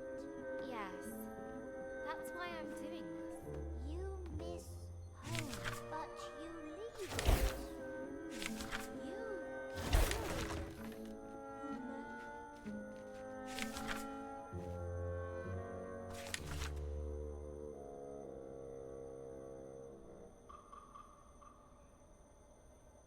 I had to.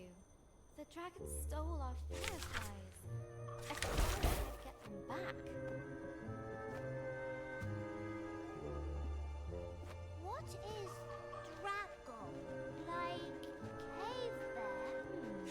But I guess it's like a lizard.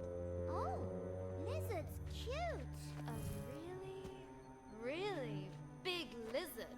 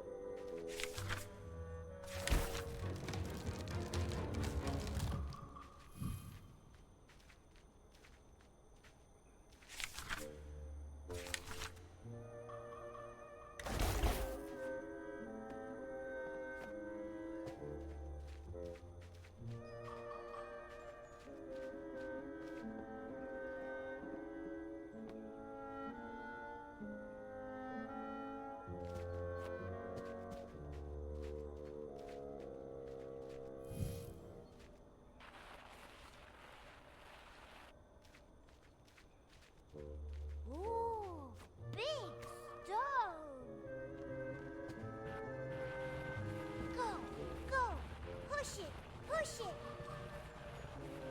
You could help, Lump. Lump's small. Lump no use.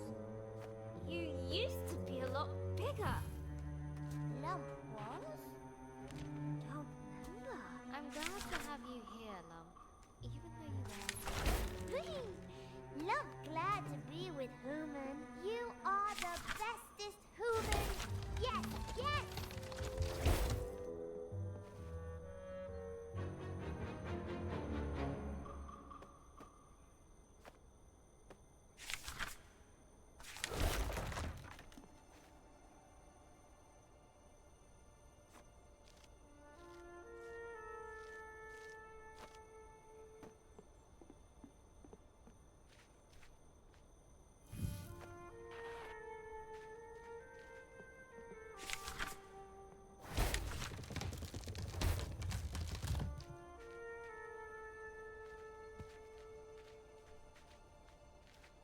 Grace couldn't help but smile at Lump's silliness.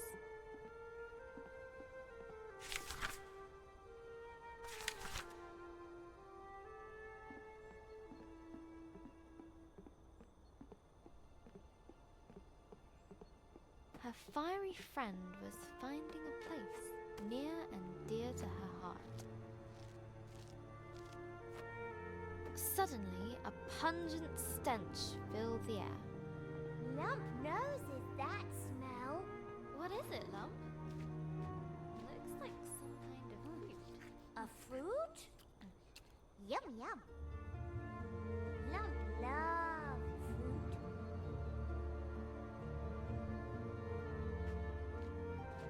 Ugh, that smells worse than Elder Ava's pickled tree slugs. Please, Lump, leave it alone. We need to go. Now! But the fruit. Okay.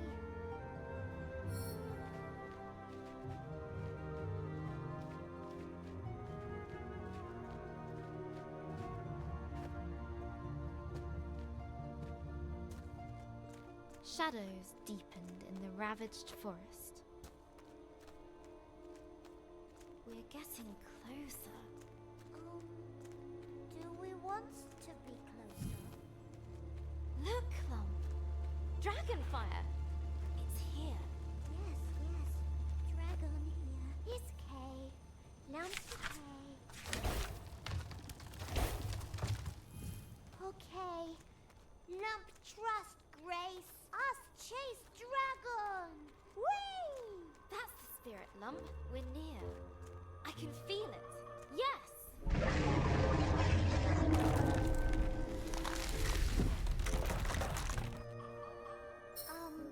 Grace? Woman no fly like Lump, yes? A deep rift yawned before them. No! No! No! No! We're so close!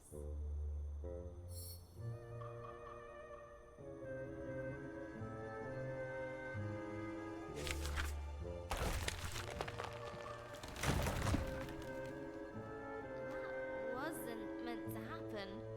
But the fruit had an irresistible draw on little Lump. No, Lump! Stay here! I need you! Lump's still here. Just busy. Grace felt her resolve melt. I need to find the dragon. I promised Elder Eva. Just what am I doing out here? All by myself? Silly human. Lump not left is in fruit. Thanks, Lump.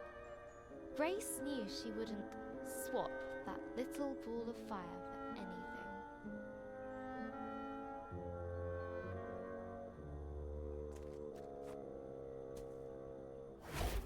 Wow! You okay, Lump? Little dizzy, but goods.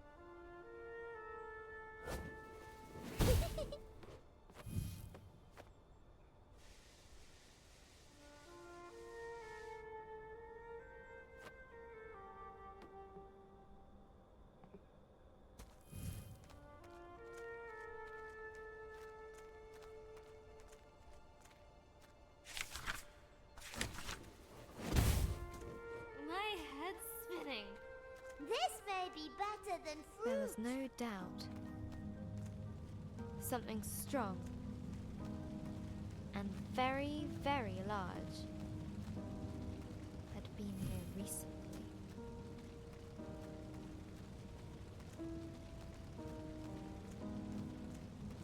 There it is! Dragonfly? Wow. Great! We've seen it! We go now? It goes! See? We go? Yes? Grace pursued the beast with little thought for her own safety. You won't get away from me again! I won't let you! Ah! No! Come back! Come back here! Oh, it's okay! It heard you! What? Far above, the dragon circled and dove, falling fast. Run!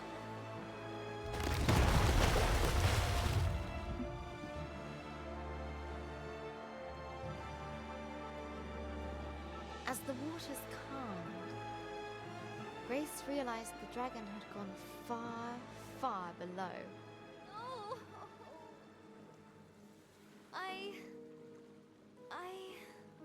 Her hope was shattered. I can't. It's okay, human. We find dragon again. Have another go, right? It's okay. Lump help. But how? Most of the pieces are gone. I can't even fix it. Look! You get on this, okay?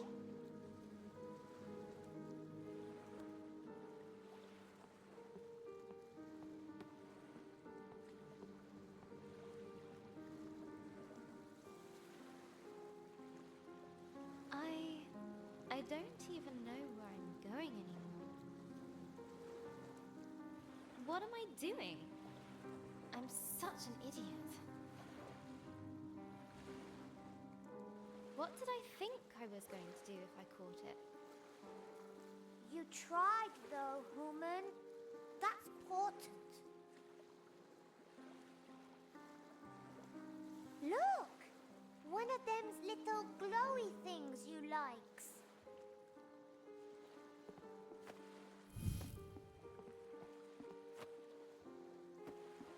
A thing! You likes things too, right? Huh? That's strange. Maybe there are some people around here after all.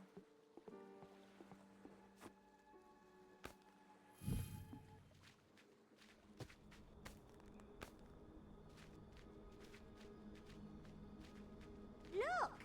Stuff! All broken. Forgotten. Much sad. Maybe dragon? Clumsy, clumsy. You cold, human? A little, yes. Lump make fireball. You bring wood, yes? Okay. I can do that.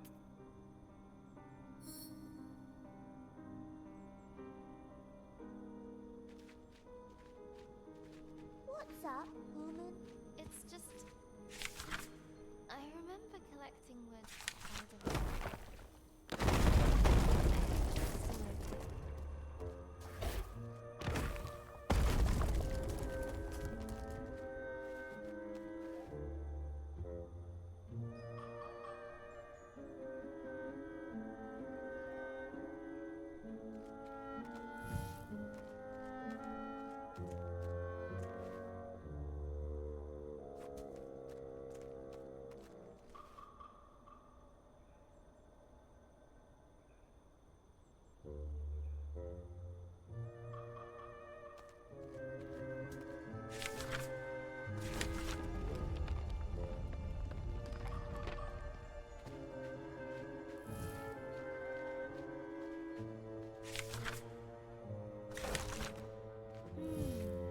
This smells like the trees back home. But is it as good as fruits? Is it? Human, is it? Where do you come from, Lump? Don't remember. You don't remember anything? Lump just remember anger. Then you, human. Okay, that should be enough. Okay. Here Lump goes. Ancient energy stirred, reaching into the place beyond.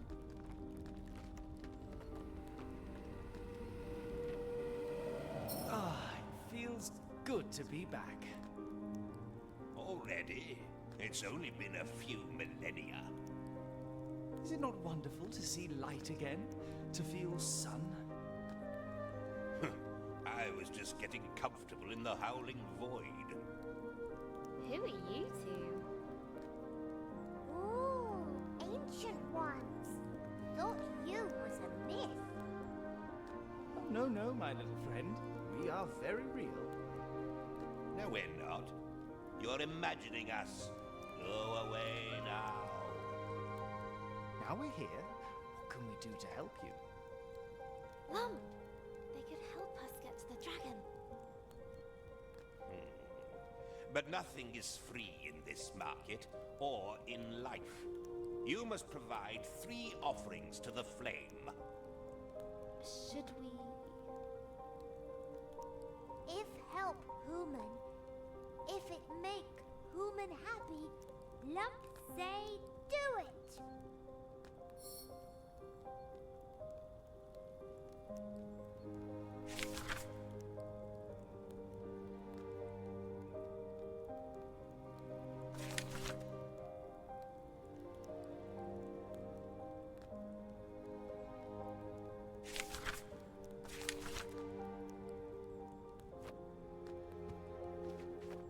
Hello. So lovely to see you both. So, what is this place? The market of the lost and the forgotten. Things end up here that have been cast aside or are no longer useful.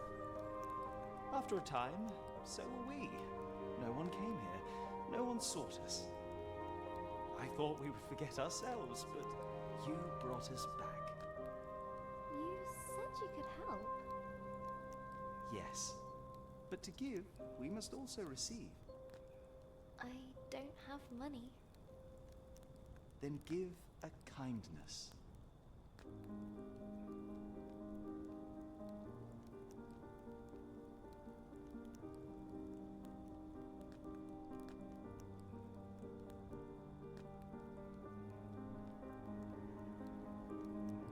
I'll tell everyone about you. No one will ever forget you again. How kind of you to say. Now I will return the favor. To get your wish, you must submit an offering of hope to the flames. Something dear to your heart. Elder Eva gave me this. The pendant gleamed with hopeful memories. I don't know if I should. It was the last thing that she gave me. A wise person once said that no one ever got anything just by wanting it. Okay. You're right.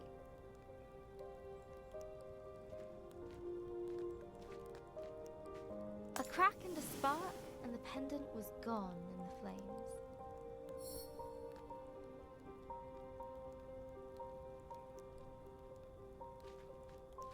Go away. I said go away. I need help. And what do you expect me to do about it? Go away. This is a market, right? You have to help me if I give you something. Look, buy help. It's not the kind you need. It isn't? Why? I trade in oblivion. I feast on memories. Oh. But you can still help me. I must find the sacred fireflies and bring them back to my village. Well, don't come complaining to me when there's a big dark hole in your head. What memory are you prepared to consign to the flames?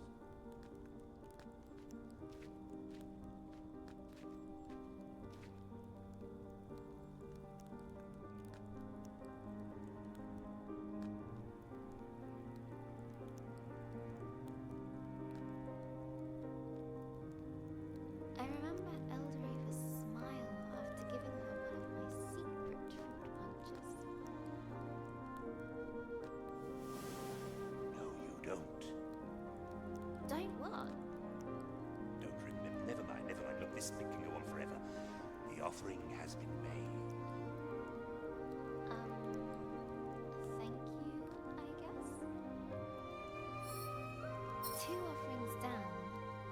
1 to go, and they'll help me follow the dragon under the lake. Ooh.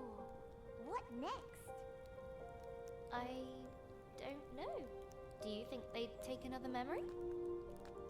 The last offering must keep our fire burning. A gesture of hope, of friendship. But it cannot be given by you. And we've already given you something, so we're out. What about Lump? You have something to give? Sure. I got Lump. You would give yourself Aww. to help your friend. Of course. Lump? You don't have to do this. There must be another way. This is important to Human. You freed Lump. You gave Lump memories. Lump want to give you something too. Oh, Lump, you big sap, you're gonna make me cry.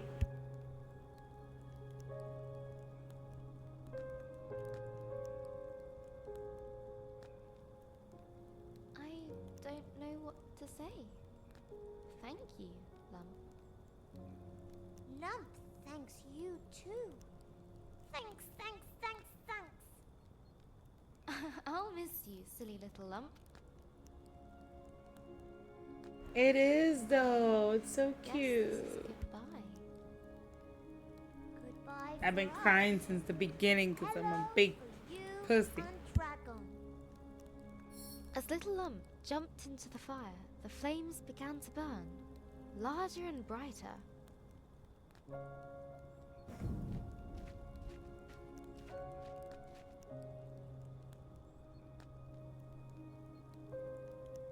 Aww, Lump.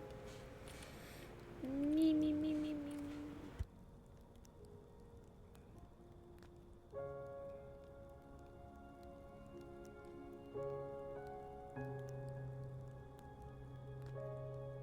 Grace felt a change come over her. Slits opened in her neck. Gills. She could now breathe underwater. The wish has been granted. Time for us to go. Hope you like your gift. Thank you, Lump.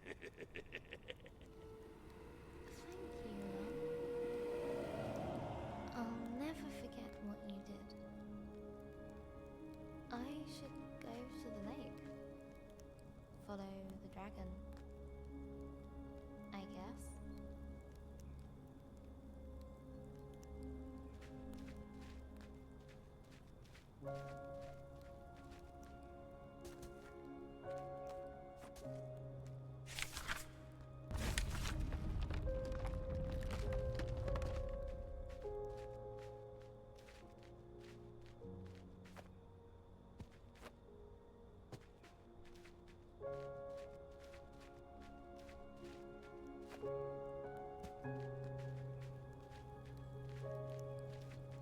The loss of Lump weighed heavily upon her. Where once there was light, was now darkness. Where there was noise, only cold silence remained. But she could not let Lump's sacrifice be in vain. She needed to get to the lake, and use her newfound powers to pursue the dragon. The lake looked murky, but she had to brave its depths.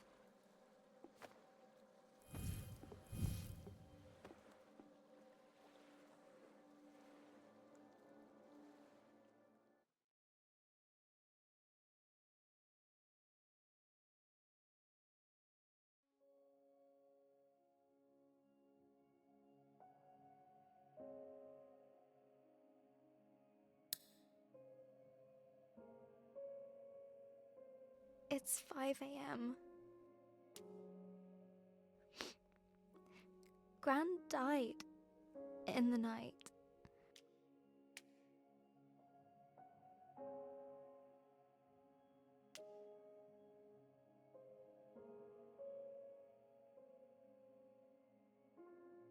Mum got the call a few hours ago.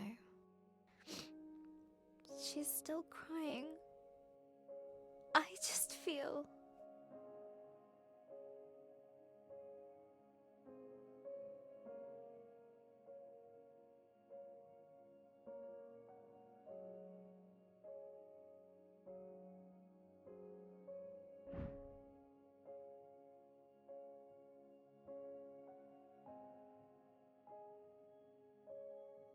numb.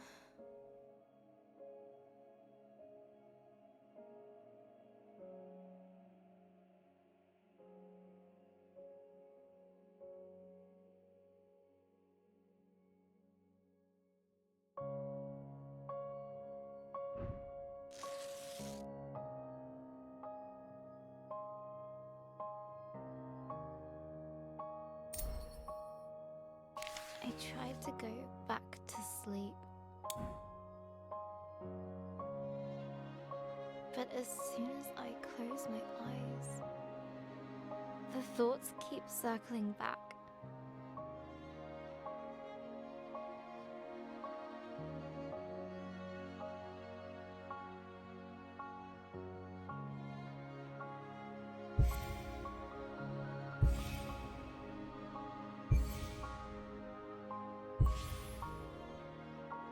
We should have been there.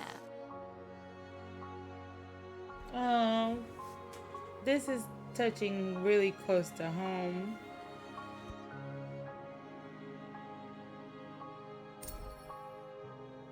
We drove to the hospital first thing in the morning.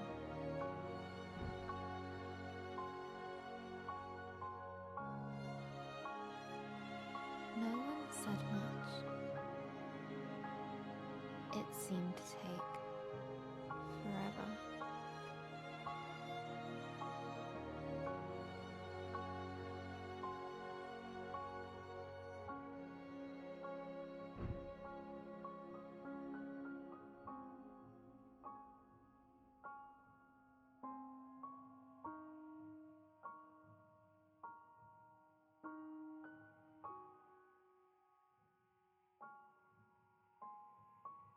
I've never seen a dead body before.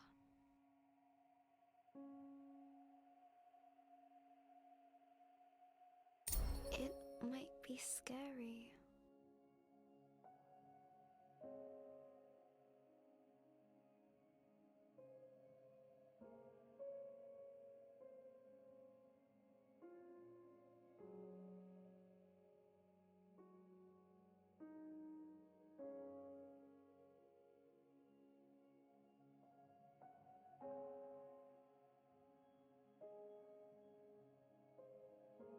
But it's just Gran. Right?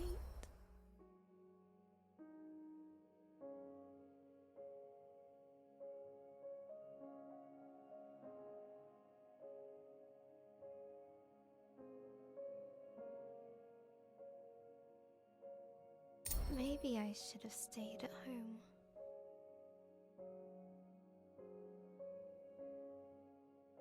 When we finally arrived, I wasn't so sure about being there at all.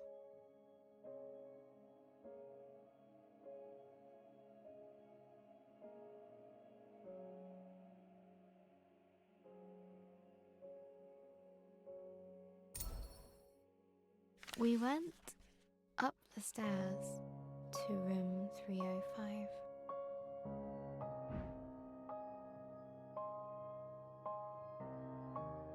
Gran's room.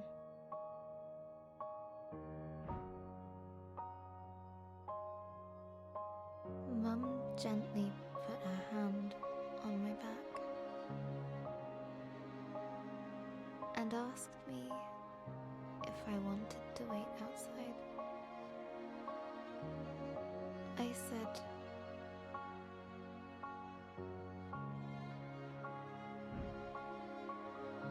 yes.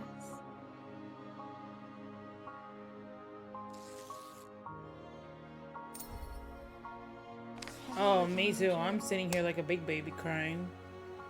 I'm sitting in the waiting room. Just rows of plastic benches in a sea of blue linoleum.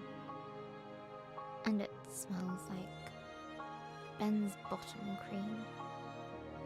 A little doodling should distract me from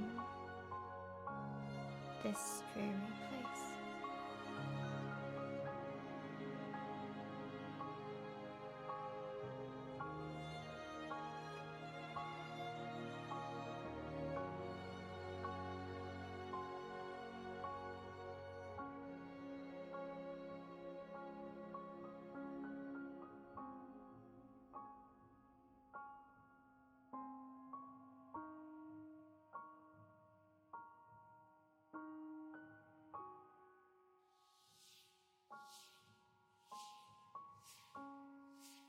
Dad's calling me.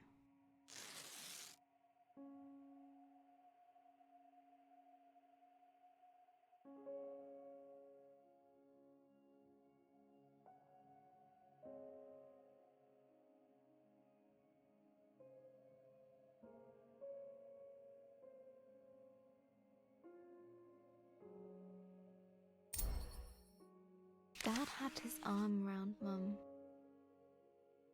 as they came out of Gran's room. I've never seen her like this.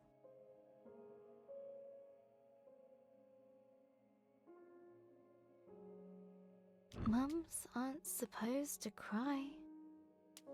They're strong. They're meant to know what to do. Always.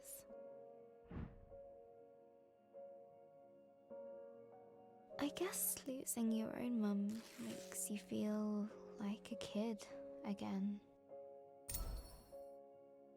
The drive home was a quiet one again. It's silly, but I keep thinking back to Gran's favourite vase. The one Grandad gave her. I was running in the house, even though Gran had told me not to.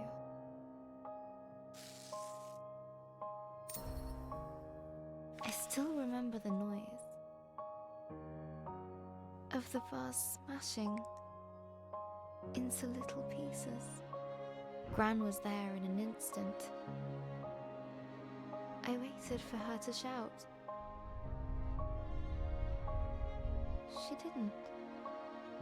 She just looked sad.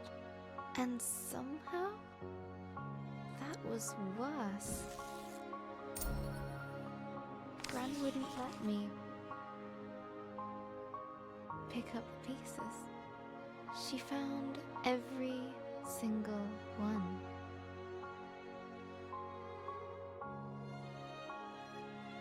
And carried them into the kitchen.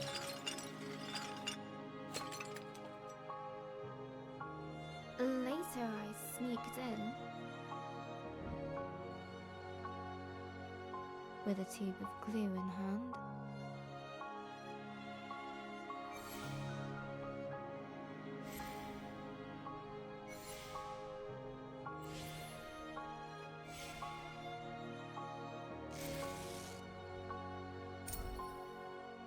It was a mess. I got glue everywhere. But Gran smiled when she saw the vase. She put it in the cupboard. Later I found it again.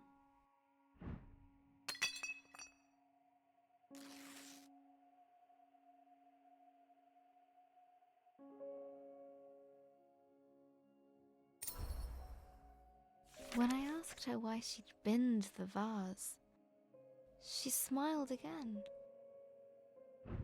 Gran always says,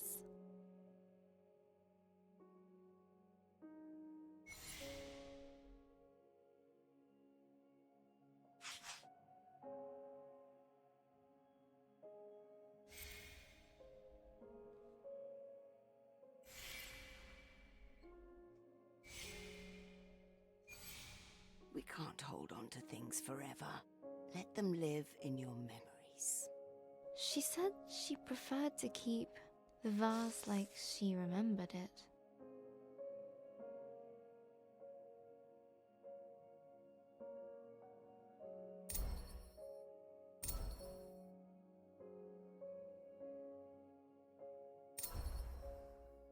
Maybe I hurt Gran's heart. Weakened it. That can happen, can't it? Maybe this is all my fault.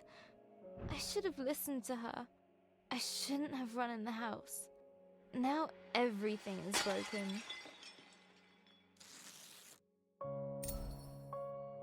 If I'd started my story sooner, Gran could have read it. It might have helped.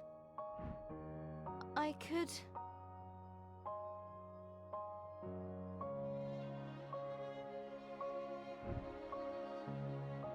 have fixed. I would have fixed her heart.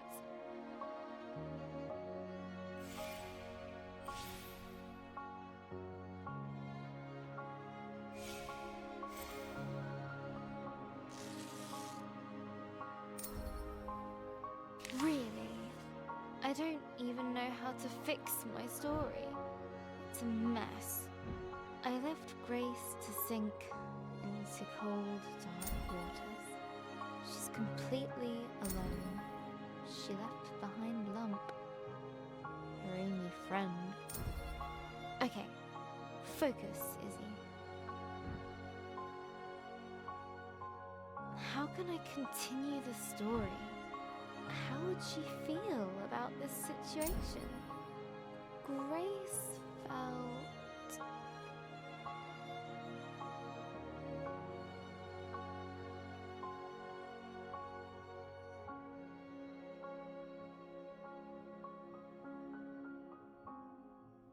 ambivalent.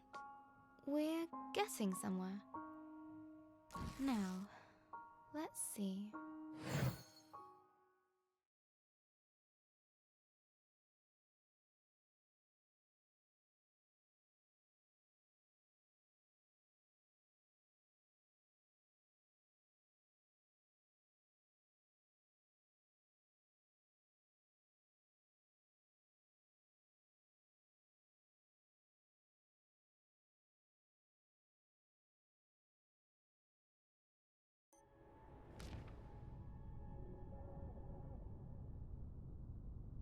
The merchants had been true to their offer.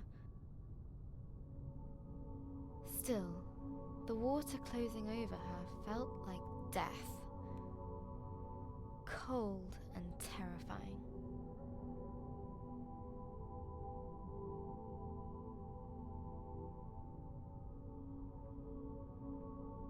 I can breathe! This feels so... strange. Wish Lump could have been here. There was nothing I could have done. Was there? But there was no time to dwell on her lost friend. Grace had a dragon to find. Which way did it go? This one. All right. Another branching tunnel. The walls were closing in. Down here, I guess. Far too narrow for winged beasts. Did I guess wrong? A dead end. Oh, I knew it!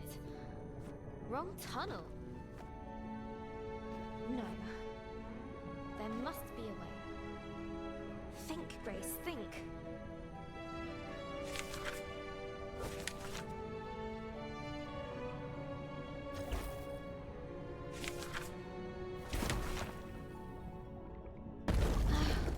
How do I get up there? Ha!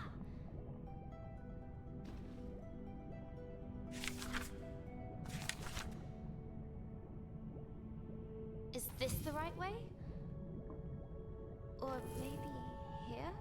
I just don't know. I wish I could ask Lump. But there was no Lump there. No annoying little Lump to complain. No charming Lump to ask for advice either. The submerged tunnels flared outwards, a tangled mess of caverns and hollows, twisting and turning.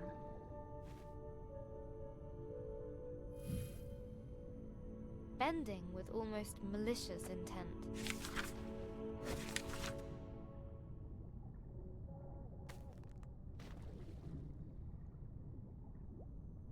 I need to get out of here.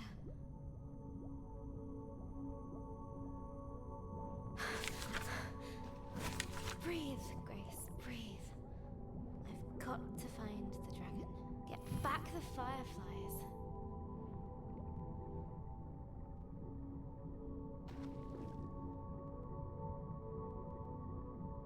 You can do this, Grace.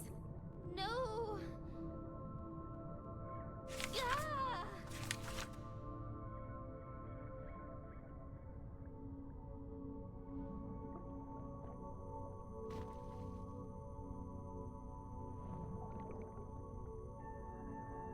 She found herself amidst a great coral bed, shimmering with color and life.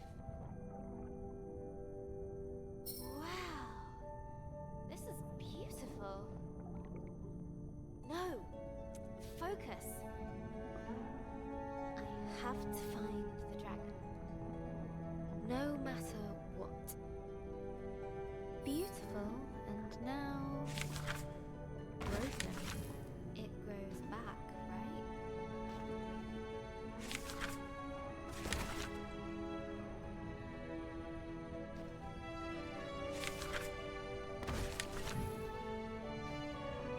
I have a dragon to find.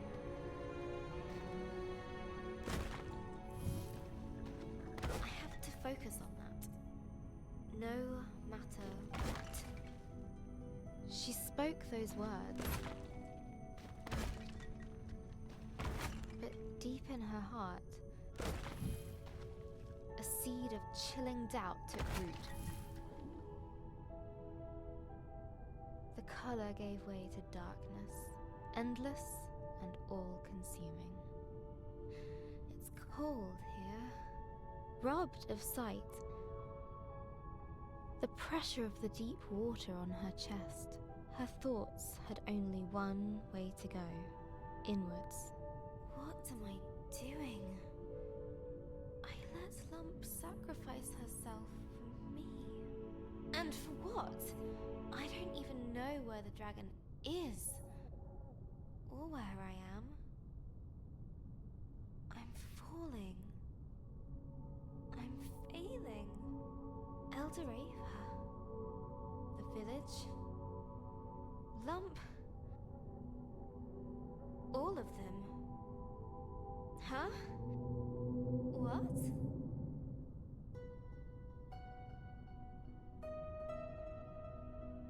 Air?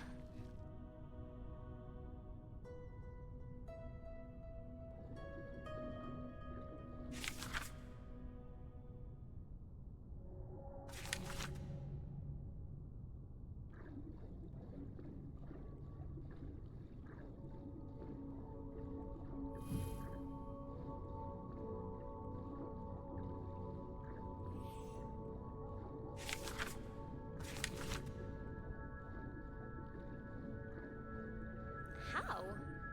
It doesn't matter. I need to find the dragon. No matter what.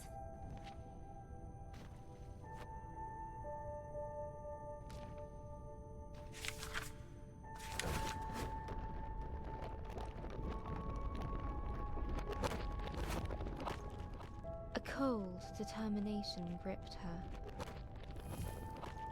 numbing all other thoughts. Press forward.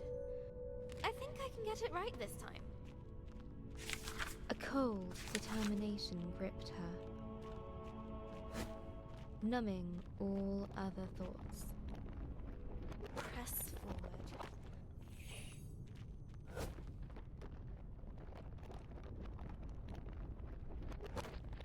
Get to the dragon.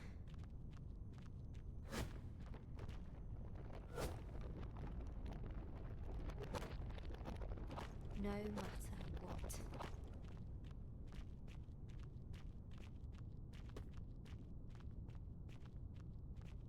There was just the way forward, barred by an indestructible metal door. No! I need to find the dragon. Grace could no longer ignore the seed of doubt.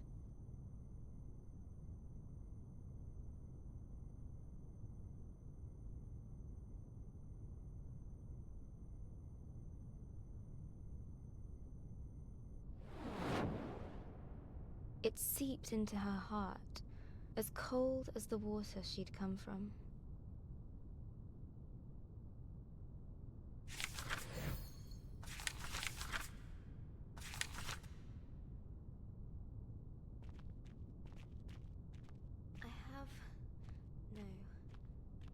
I need to find it.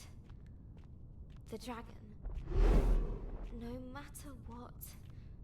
No matter what.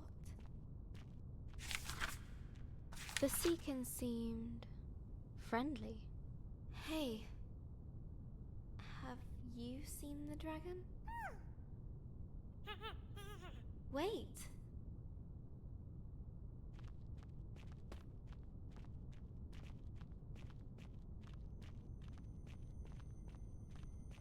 A host of them greeted her with curious chatter, warm and welcoming.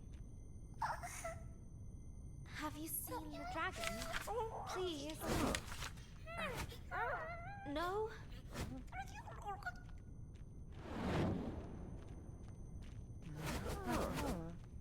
But Grace had no time for this. Let me through! I need to find the dragon, no matter what. The words felt hollow and meaningless.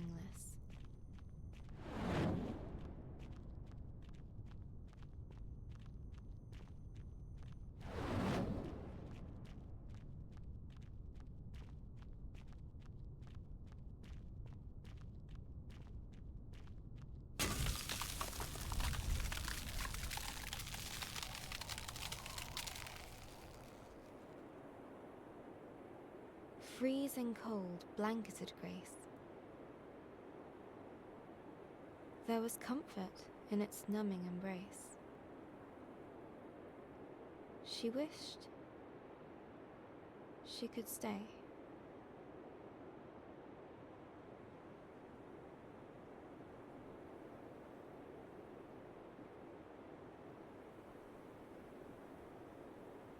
What's happening?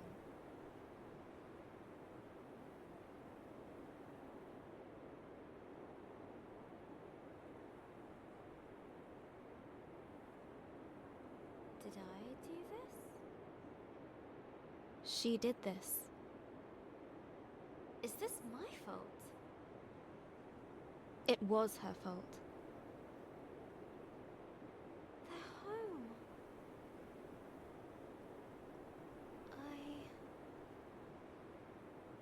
I destroyed it.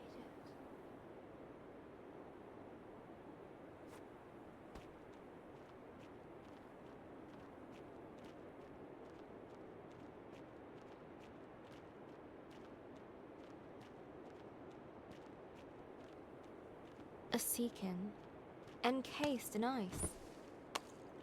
Oh no! What have I done? I'm so sorry. Please forgive me. I never wanted this. I didn't know. I should never have come. What would Elder Ava think of me? I'm so selfish.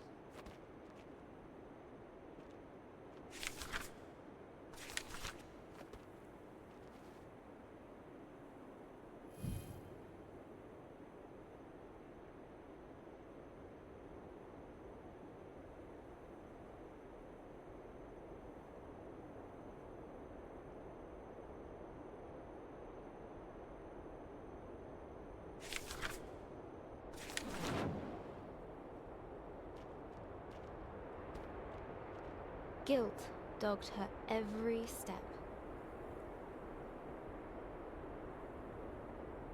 Did you make me do this?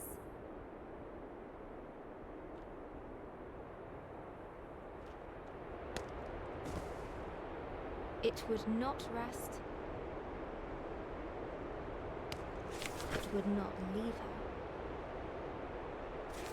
It would not cease. Leave me alone!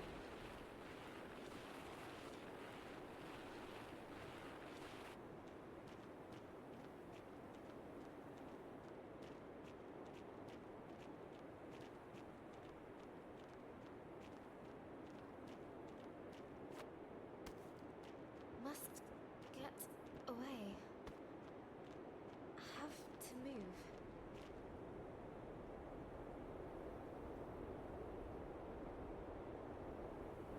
Need to escape.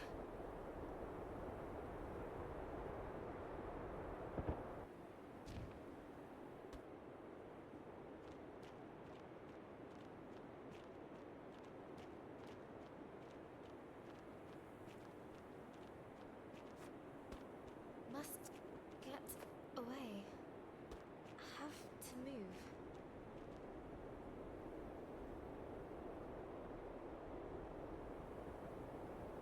Need to escape.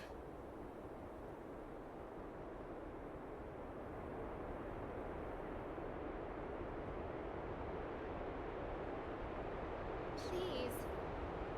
I didn't know. I didn't know.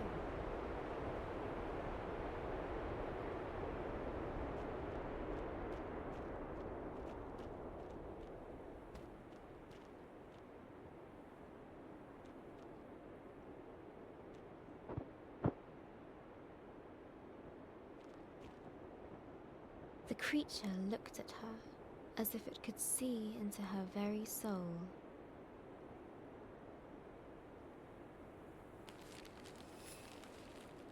Under its stare, her fears crystallized like ice. She knew that she would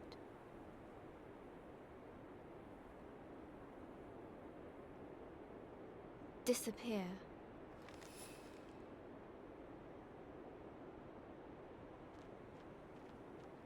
You'll make me disappear into nothingness. I can't let that happen. Would Grace embrace her guilt or run from it? You win. I can't run anymore. Do what you will.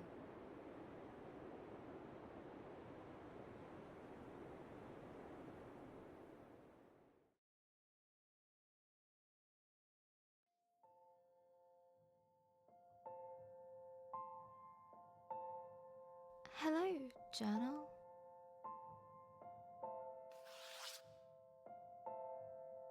Dear journal. Hi, journal.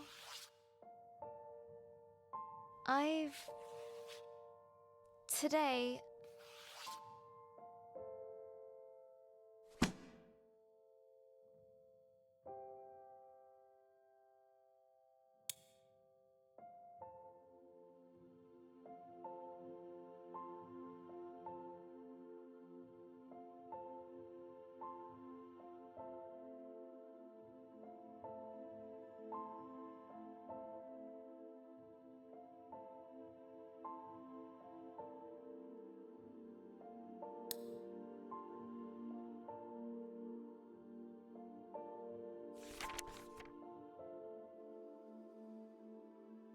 So, stranger, I've been thinking a lot about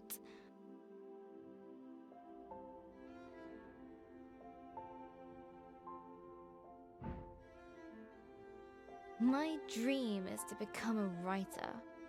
Yeah, right.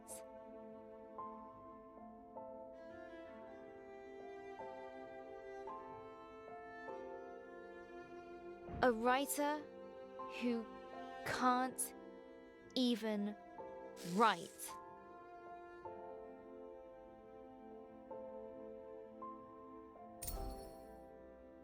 Okay. Find something simple to start with. What did I do today? Today I got up.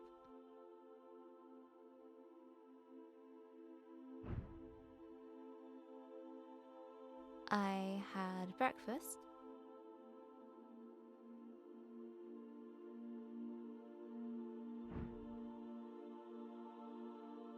I tried watching the telly.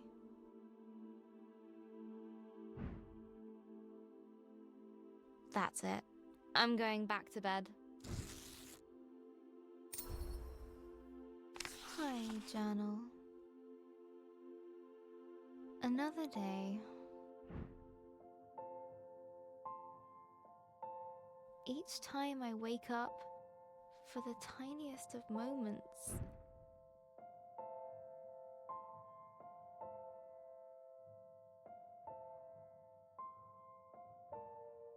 it isn't true. But then it all comes rushing back. It is true.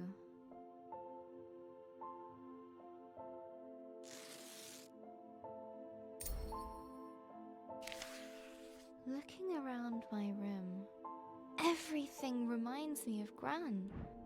Her puzzle box gift from last year.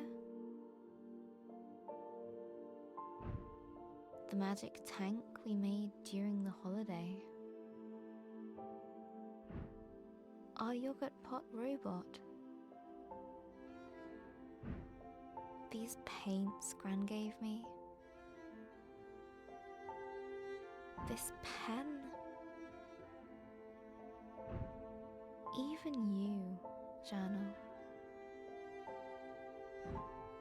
She's everywhere. And all of it feels broken.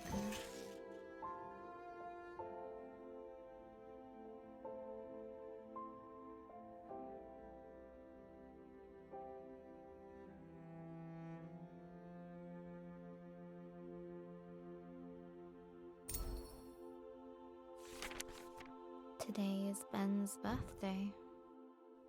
Dad baked a cake.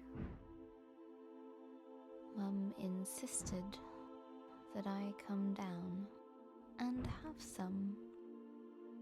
It tasted like nothing.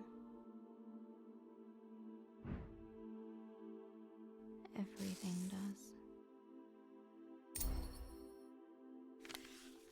Mum said we need to send out invitations to the funeral. How can she think about that? She's ready to shove Gran into a box like a pet goldfish.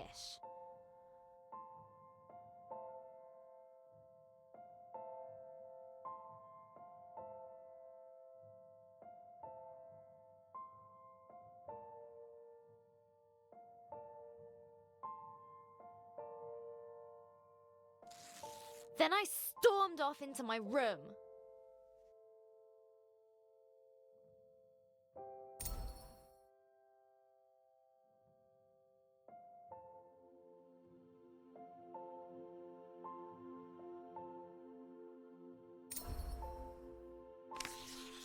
Later, Dad came up for some well-meant dad talk. I know you're sad, but it will get better. You'll see. Just give it time. I know he wanted to cheer me up, but he's wrong.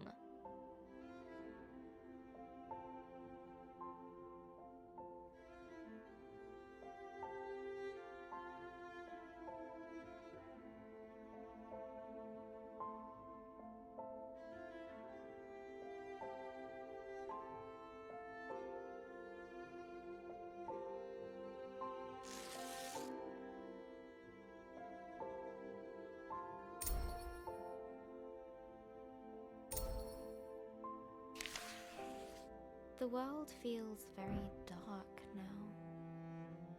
Gran has a proverb for times like these. Gran always says,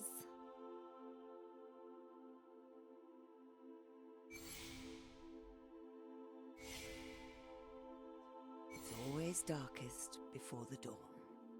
no, that's not right. That's what she would have said.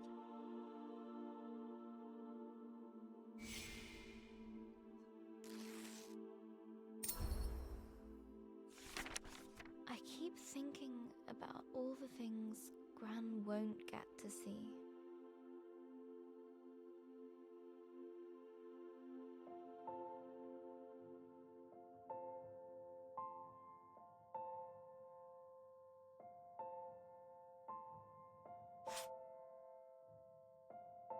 When I go to university, she won't be there.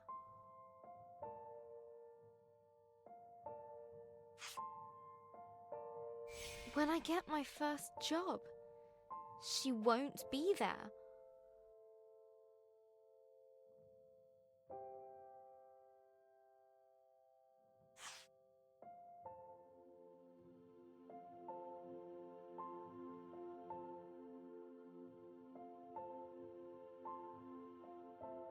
If I get married, she won't be there.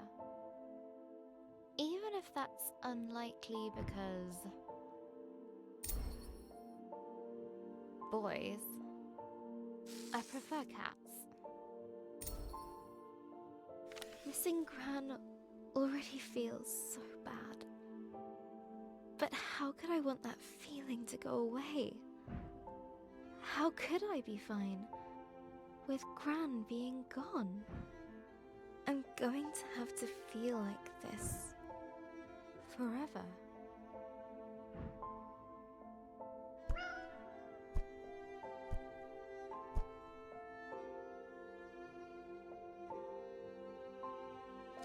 Thanks, Pinky.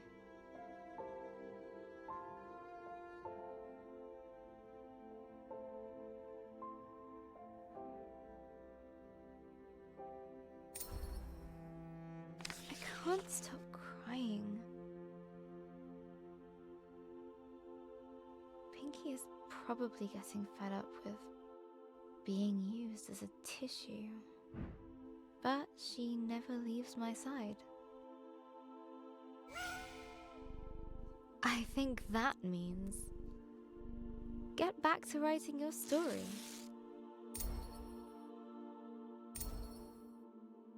Pinky's got a point. I should at least try to write. I can't leave Grace like that. She's as lost as I am.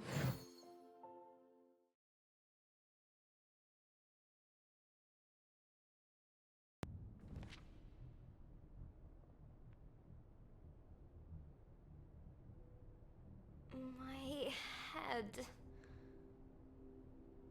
Where am I? A grey void surrounded her, swallowing sound and hope. Hello? Grace guessed that if she kept moving, then surely a solution would present itself. Is someone here? Anyone? In the emptiness around her, she found a hut, a palace, hope. I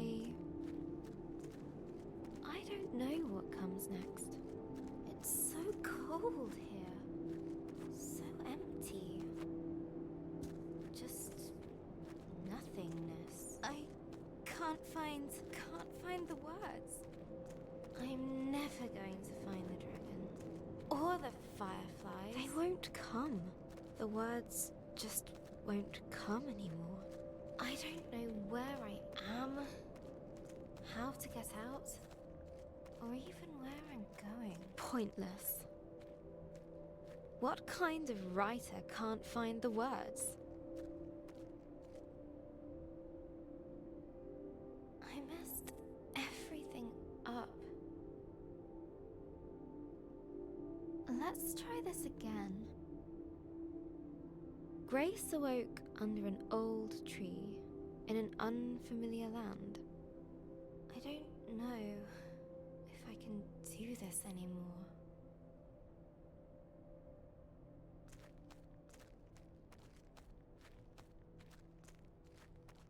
She walked boldly ahead, a spring in her step. I'm so tired. Grace knew she just had to keep going. What's the point? Put one foot in front of the other. I've failed. It's over. Whilst she still had breath left in her body, there was still hope. This is all my fault. I should just stop.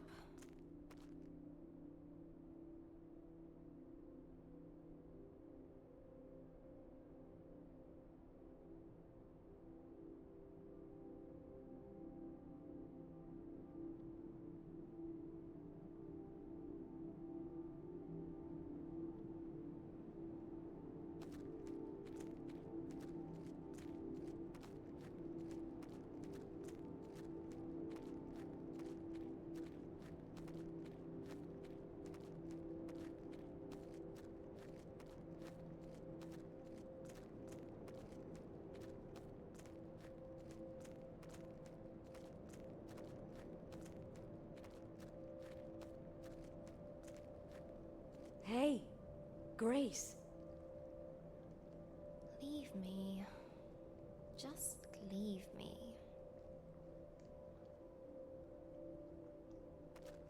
Psst. Here. Where? I don't see a thing.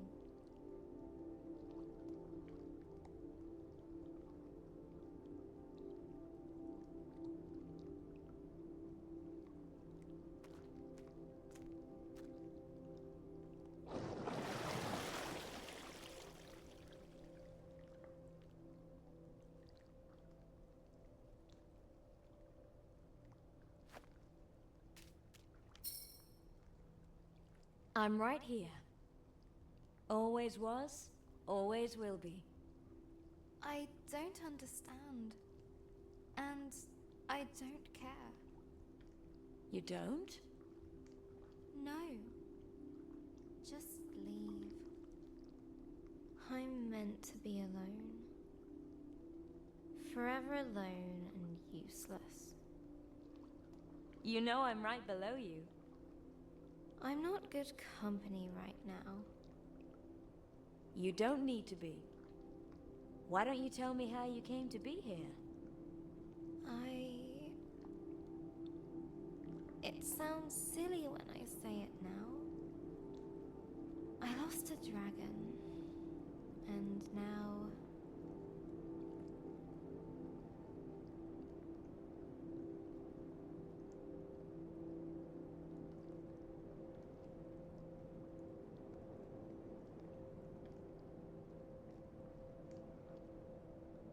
I'm just tired.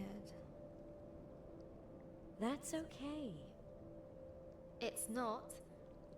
People are relying on me. But you're still human. You still tire. We all do. I can't let things overwhelm me. I'm tired. Tired of trying. Tired of failing. Tired of everything. You need a rest. But I can't. I don't have time. Why? My village is depending on me to get the fireflies back. That sounds like quite a tiring thing to do. Well, yes. Want to take a rest together? That sounds nice.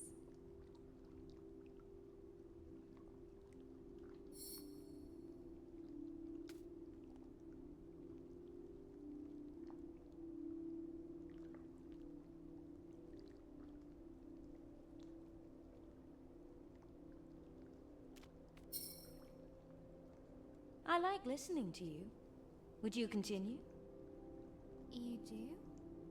Oh. Well, okay. It's just...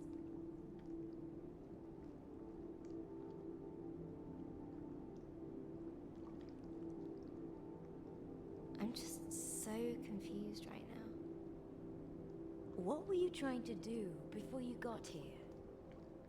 I was trying to find a dragon. It destroyed everything I loved. I need to get the fireflies back.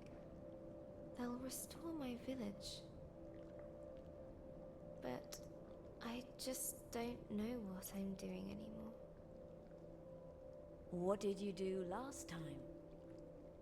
Last time I what? Found a dragon. What?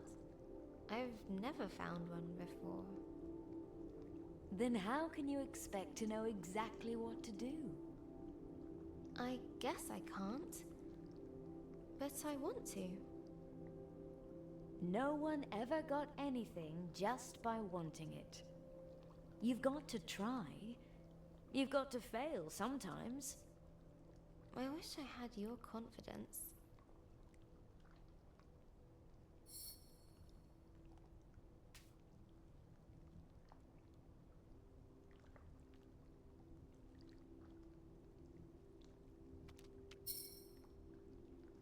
There's something I want to ask you. Go on. It's difficult. I'll wait.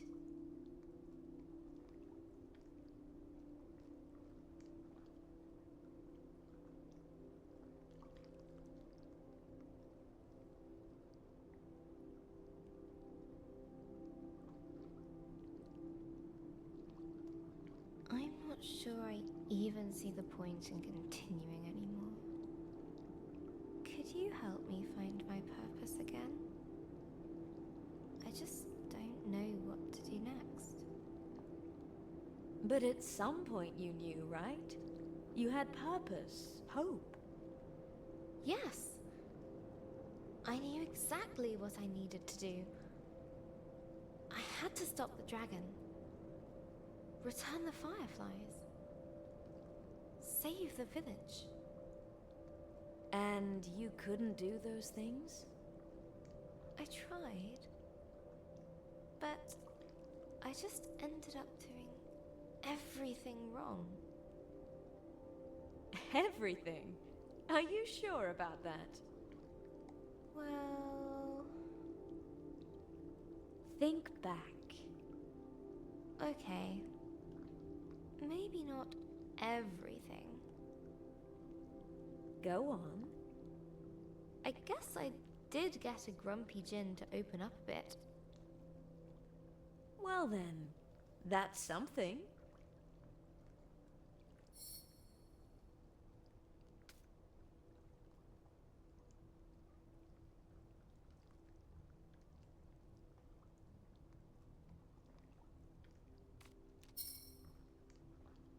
I want to know one more thing.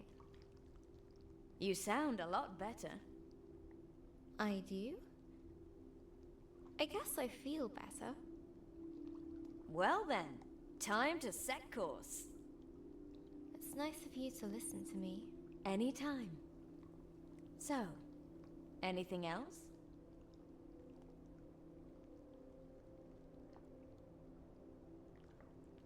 I don't know where to go. Yes, That is quite the conundrum. That's not entirely helpful. You seem to think that it's wrong to be lost. Well, isn't it? Everyone feels a little lost sometimes, even me. Oh. I'd have never imagined you being lost. I don't mind it, actually. Do you? Well, yes. I usually know what to do and where to go. So, if someone else were lost, what would you tell them to do? I'd tell them not to give up and find help. How about taking your own advice? I guess it's easier to give advice than take it. Could you get me someplace else? Let me see if I can help you out there. Patience.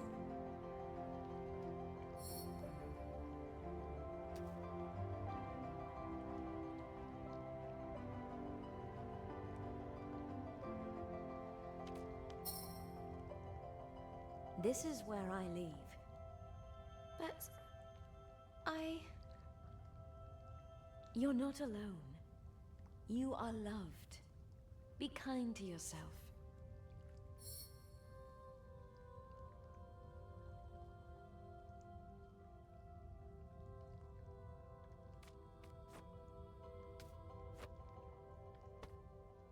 Can I do this? Yes. Be your own light in the darkness.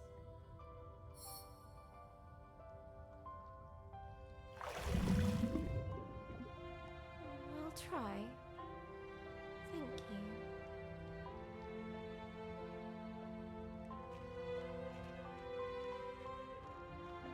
Here we go.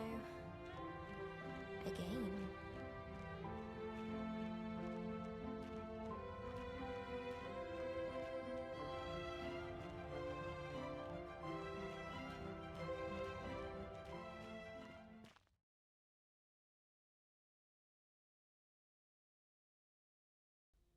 Hello, journal. The funeral was today. Mum and Dad dressed all in black.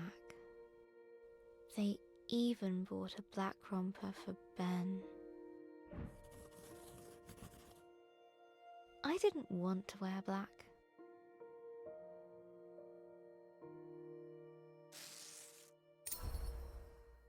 Gran thought black was depressing.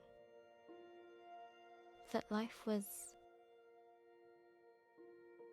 dark enough already.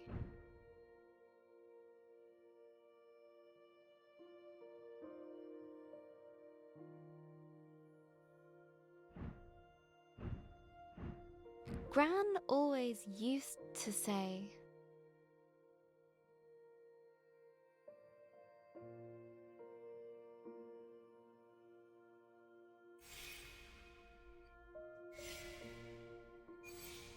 Colors are the music of nature. I'm starting to see what she meant.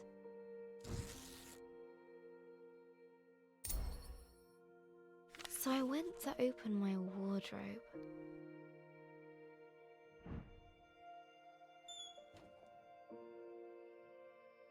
There it was. I hadn't worn it for years. I remember Gran saying it was cheery.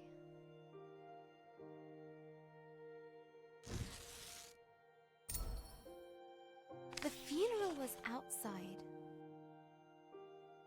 in the memorial garden. The sun was shining. The birds were singing.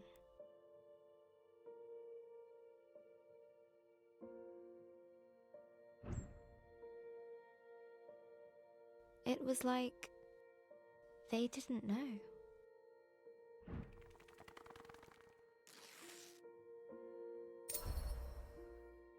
The vicar had just started talking when Uncle Alan stepped into the fish pond.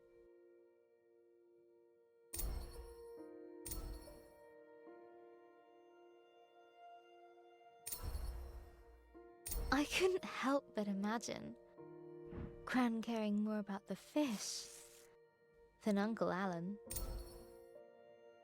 The picture stuck in my head. Gran running to the drenched Uncle Alan, grumbling at him for frightening the fish. It was too much. The laughter bubbled up inside me. Dad tried to look annoyed. After the vicar finally finished droning on, we started the singing. All things bright and beautiful.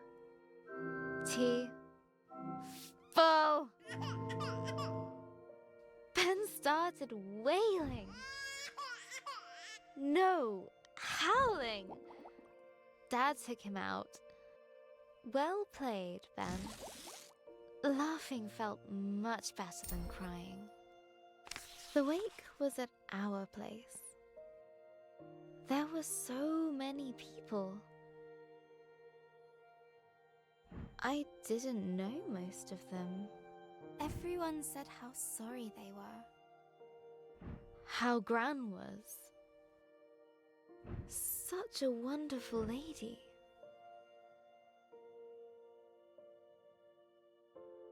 I wish she could have heard them.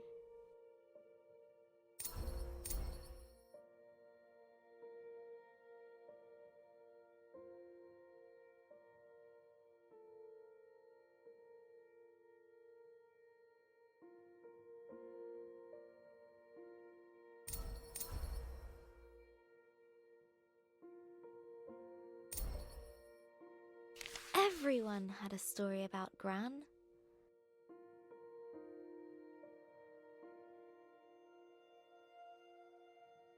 Like the time she hit a bully with her pencil box.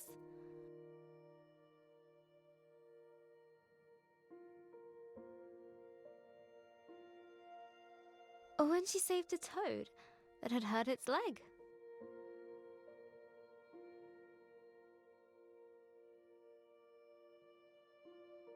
Or how she decorated Mum's room like an underwater kingdom, so she could feel like a mermaid. That's so like her. One old lady told me how they used to bunk off work and go to the Glastonbury Music Festival.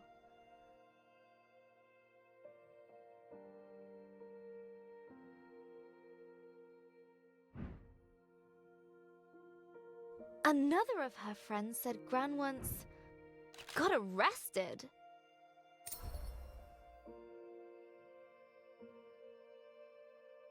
While protesting whaling.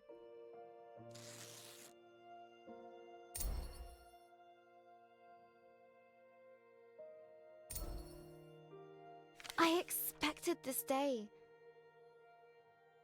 to be terrible, Journal. And it was. But I didn't expect to smile or laugh. To be surprised. To feel happy that people loved Gran like I did. Each time I heard a story about Gran, I could imagine her laughing along with it. It was like she was there with me, helping me through it.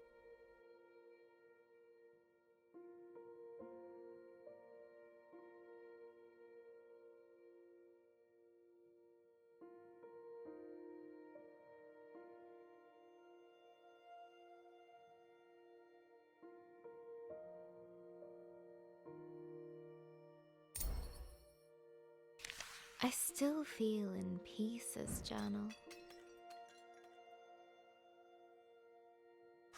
Maybe there's a part of me that will always be sad, that will always miss her. But maybe that's okay. And that's the way it should be. I don't know what happens after we die, but I think I know where we go. Into all the people who have ever cared about us. We make a sort of place for them in our hearts.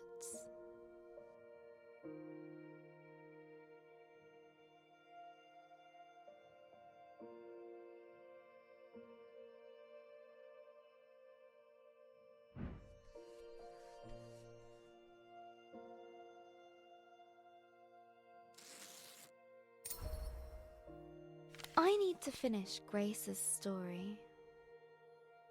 Gran would want me to. I want me to. I think I know what to do now.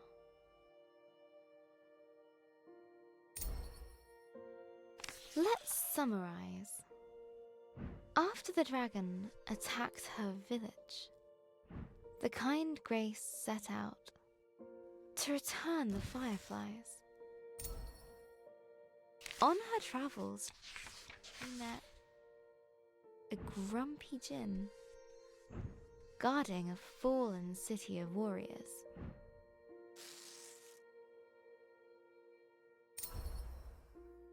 And found a misunderstood fire creature named Lump. They became friends. But then Lump needed to stay behind with the Ancient Ones in exchange for the gift of water breathing. Deep under the water, inside the lost Seakin Palace, chased by the shadow of remorse, Grace had her big moment of doubt. But she pulled through it all.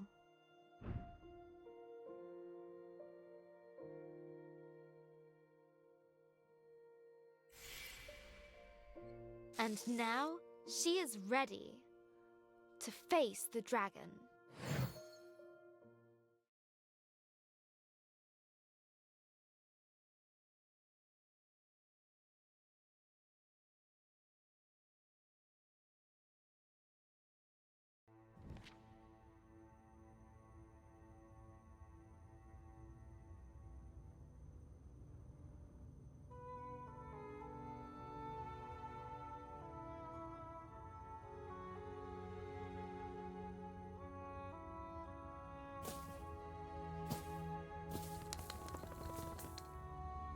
You. I thought I couldn't face you, but I couldn't face myself. I know you'll always be there. Maybe that's okay. You're part of this adventure. Part of me. Thank you.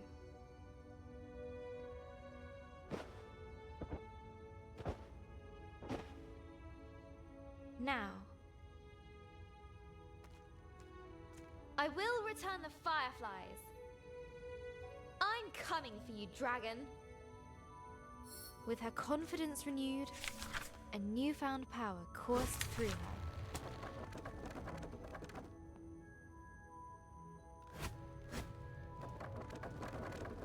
I feel like I can do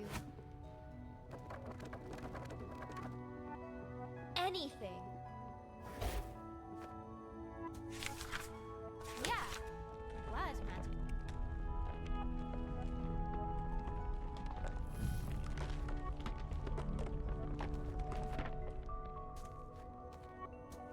Light as a feather.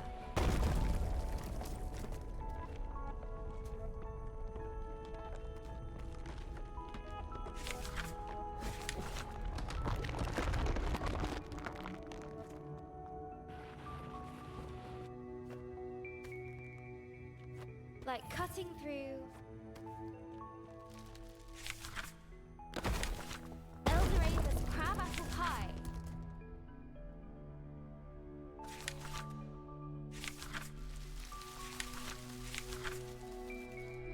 The world welcomed her.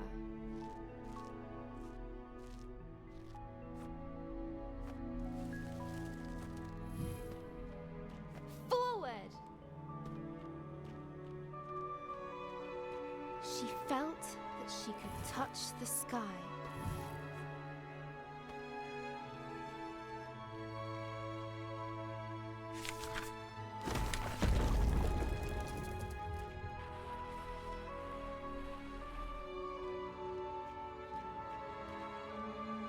A tall tower loomed overhead.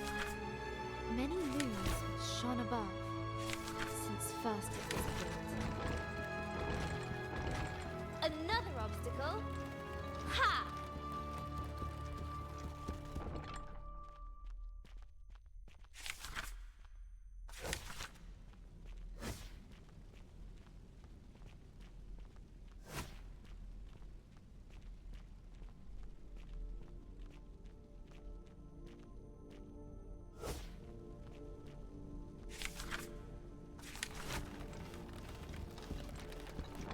After what I've been through, you really think that will stop me?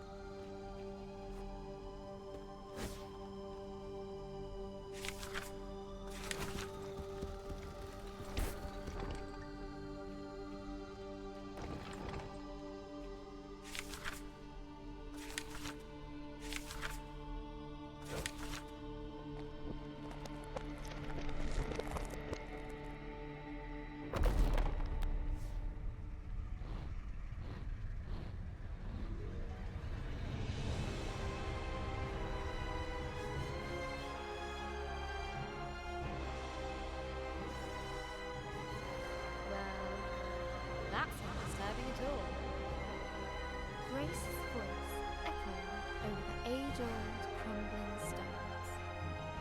A lone figure stood, unbowed, defiant. It drew her to it. Her foe rose before her. No breath in its body, but no less terrifying.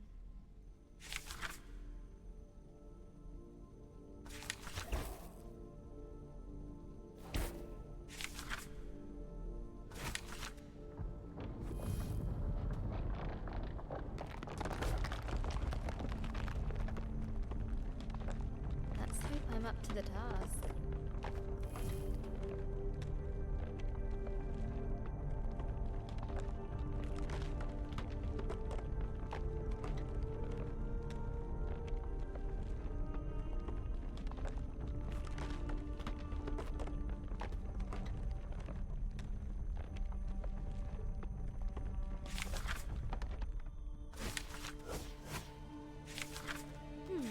What now?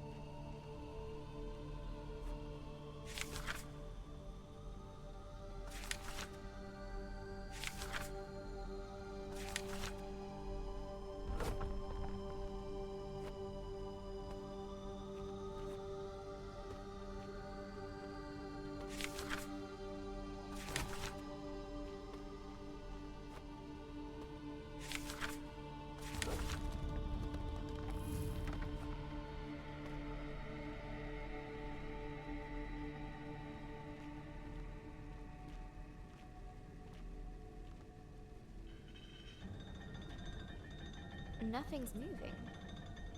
Must be more to do.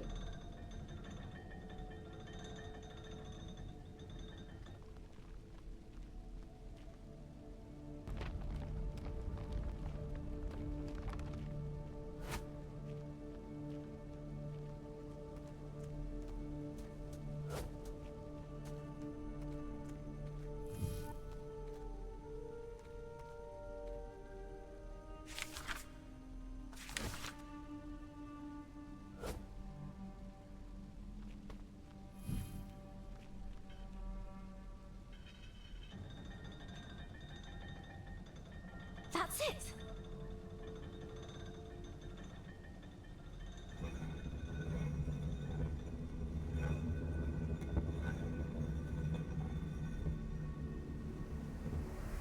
A gust of fresh air rewarded Grace's efforts.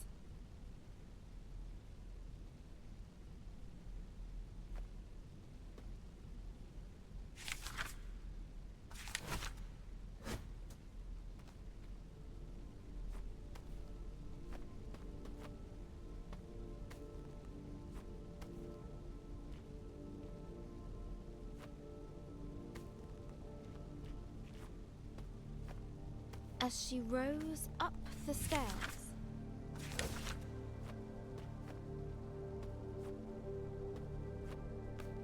Grace knew the tower's purpose. To watch over a long-forgotten land, should ancient evil stir. No statue this time, but bone and scale and claw. In its fire-wreathed home, waiting.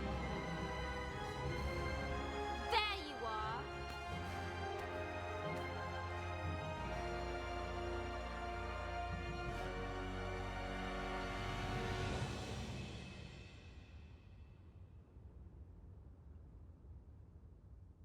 And here I come! Maybe this wasn't such a good idea. It was a great idea! Woo! Ha ha!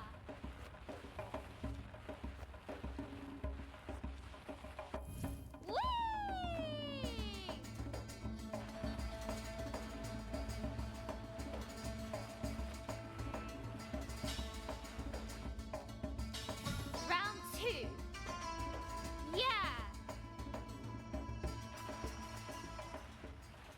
The world darkened around Grace. She had reached the Dragon's Mountain.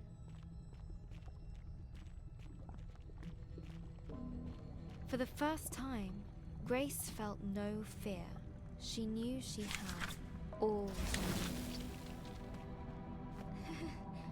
Feels warm on my soles. Before her, a molten sea stretched into the distance. It did not slow her down. I laugh in the face of lava.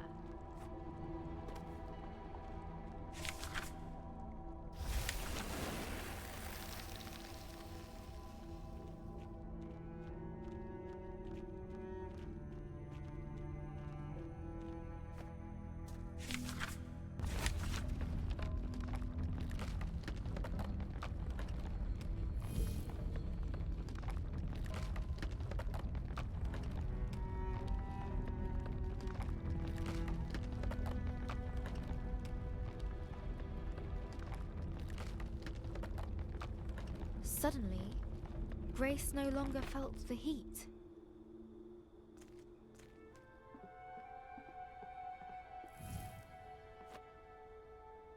In its stead, a cold dread crept up her spine.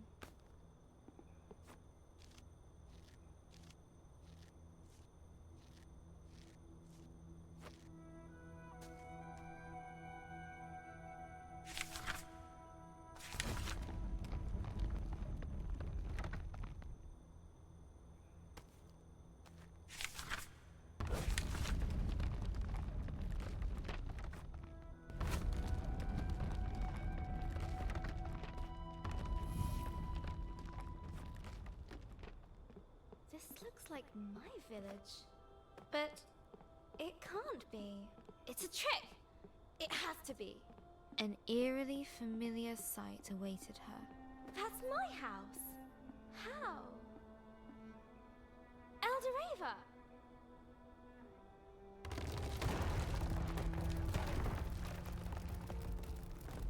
No! Wait! Come back!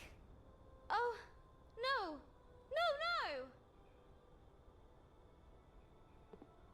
no! Only emptiness remained.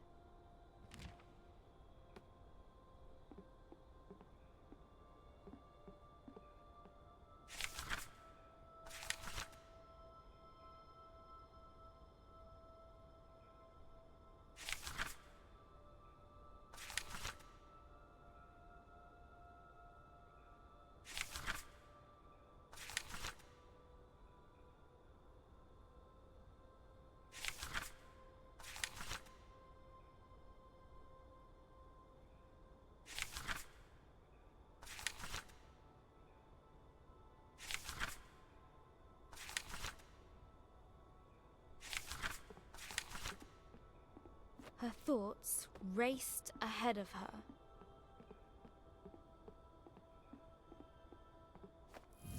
This can't be real. A trick. I can't let it be real.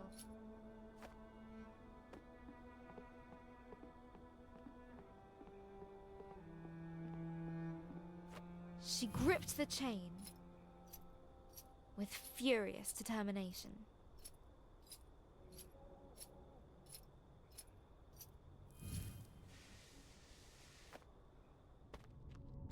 I know you're there!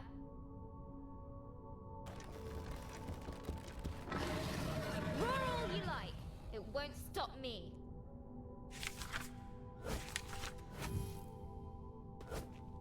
Oh... I hope you can forgive me. Torn between rage and regret.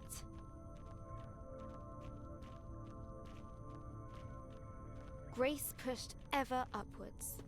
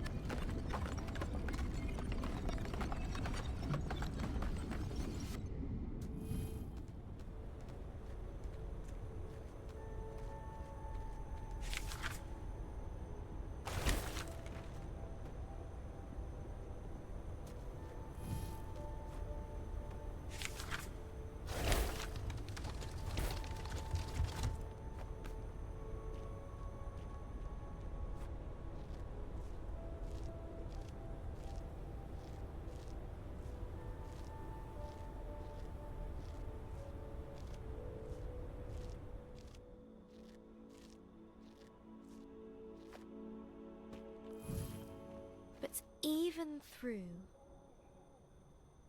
adversity within and without, her determination shone bright. She had grown.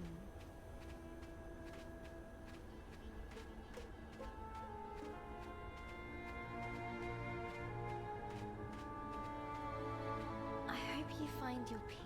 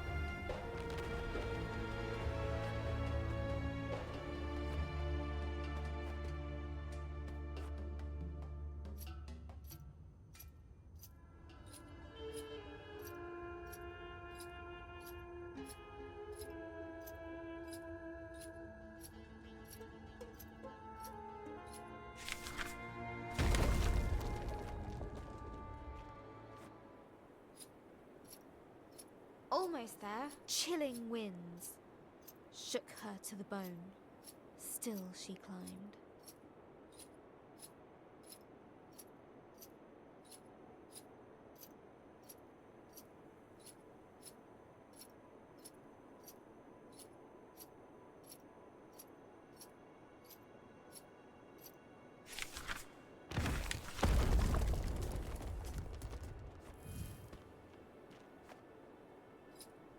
Almost there!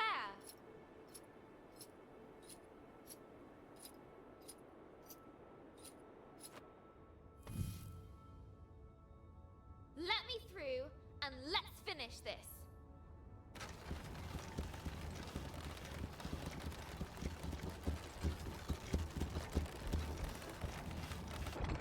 Glad we're on the same page.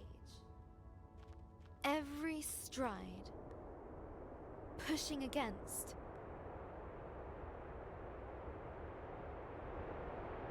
Storm and snow.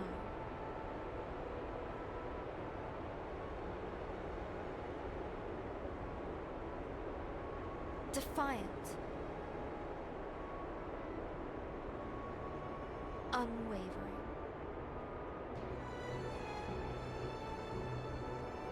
One step after the other.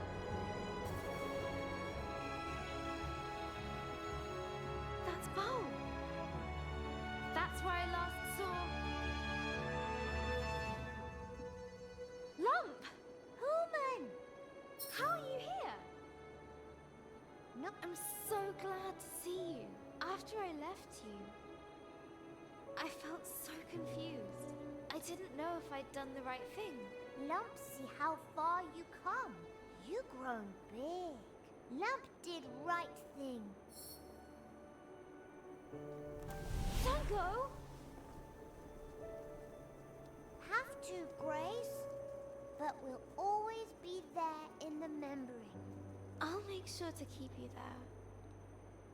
Goodbye, little lump.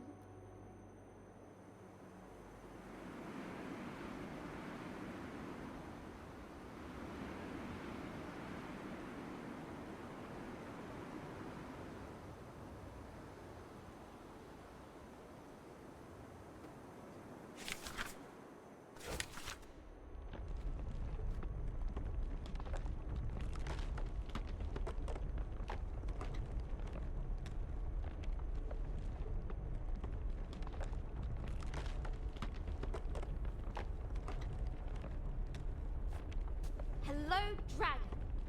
Here I come. Finally. Grace readied herself for a confrontation.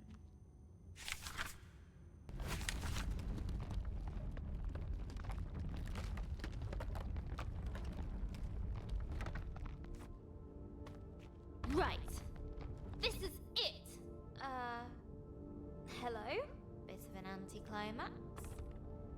When she first set out, Grace wanted to return the sacred fireflies to their rightful home. But now she realized that, regardless of how her adventure ended, the journey had forever changed her.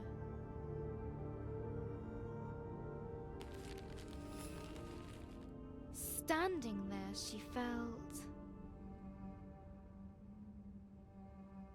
battle ready. She had the fortitude to face whatever battles lay ahead. The words were at her command. She was powerful. She was ready. Come out! I am ready to face you in combat.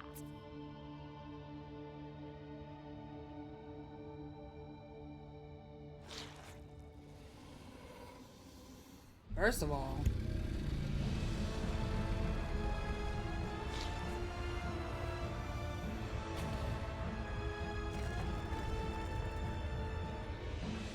I really don't think you are. Why did you scare away all our sacred fireflies? Why? They were in my way.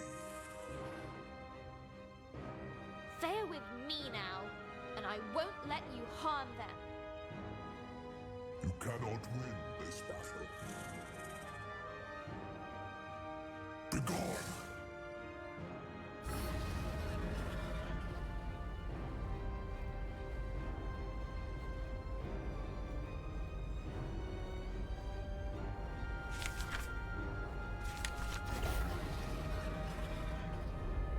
You can't just make me disappear. I am the Unmaker, the Ender of Worlds. Not this one. All things must come to an end. Your friends, your family, you. Not if I can help it. In time, even dragons fade. Ponder this elsewhere.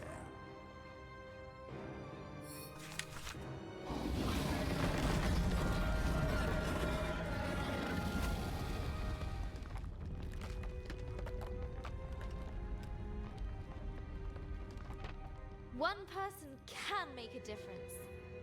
I know that now. You have been reading the wrong stories, little one. Sometimes things just end.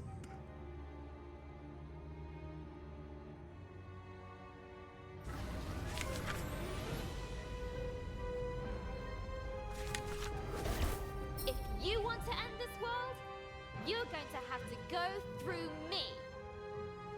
Yes, that's what I've been trying to do.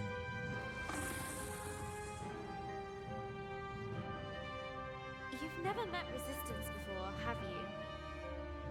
You can't hurt me, and I can't hurt you.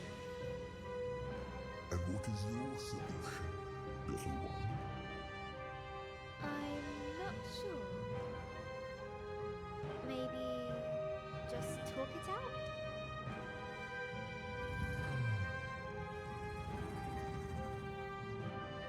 Very well. You may ask me one question. Make this one count, Grace.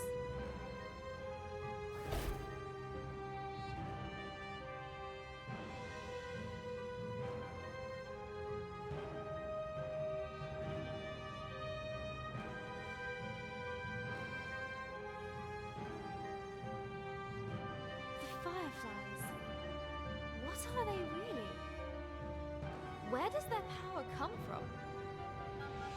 At first, I thought they could be destroyed along with the rest of your world. But they couldn't. No. They are ancient energies. As am I. We are part of the same cycle. So the fireflies are the key to stopping you. There is no stopping until I am done. Then I can rest. Then I can dream. Until it begins again. You have had your one question. I have work to do. Please! I've overcome so much to get here. I've had to face what I am and what I'm not. It was a struggle. I think it always will be. I envy your fight. It can be yours too. You can change things. No!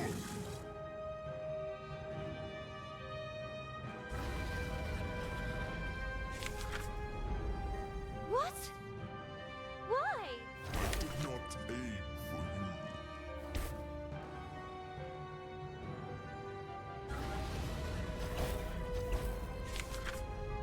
Something Can't. I can't accept them.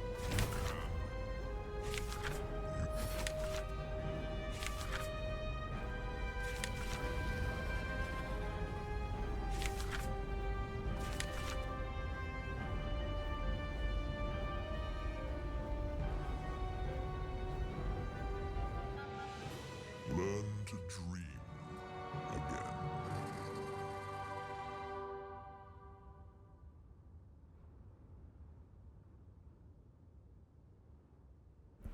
M M M M M M M M M.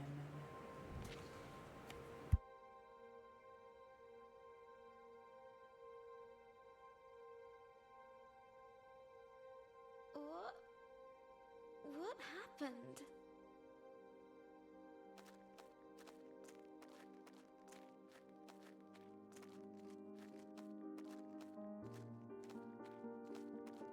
It's all gone, I'm afraid.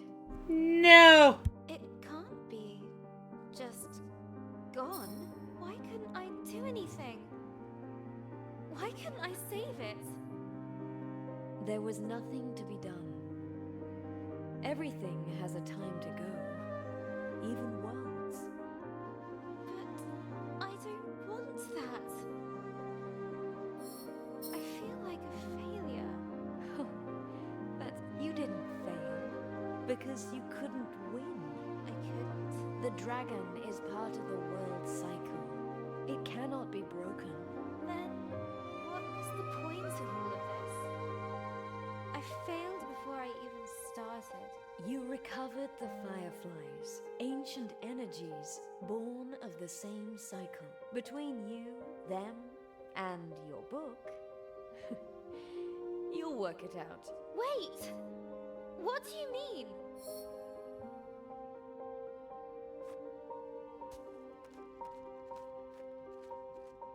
Come back! Please come back.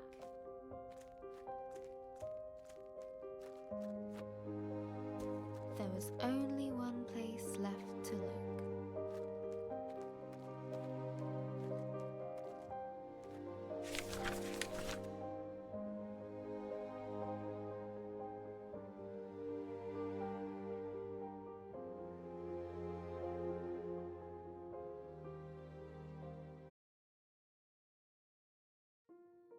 Astoria was gone, but the fireflies still remained, waiting for a new beginning. You're rebuilding the world, aren't you? And you're starting with my memories.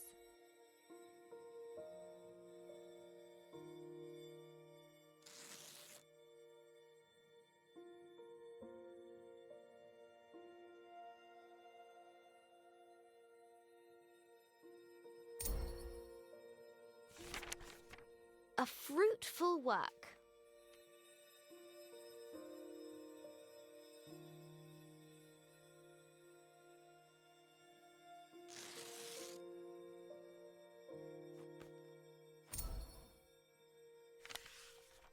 A remembrance of home.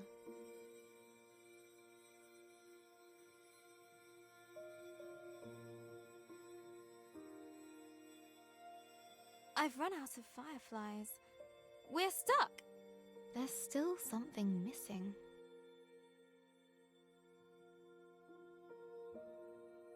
Hey, you're still here, Firefly. Can you help? That's it, Firefly. Now you're ready for a new story. And I have to say goodbye too. Thank you, Firefly.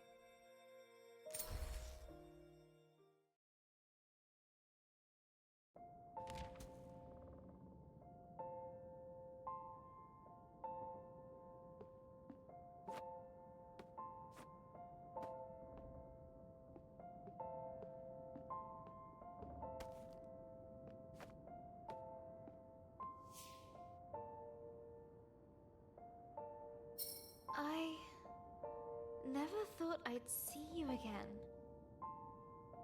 But you're not really here, are you?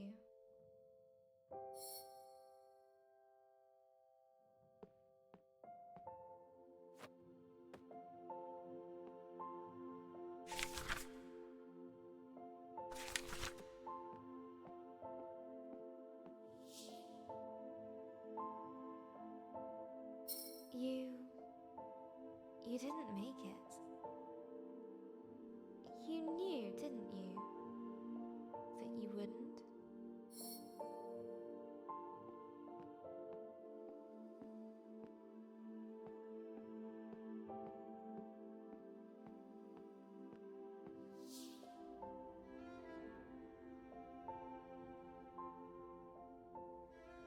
That's why the firefly came to me. They knew too. So, these are my memories of you.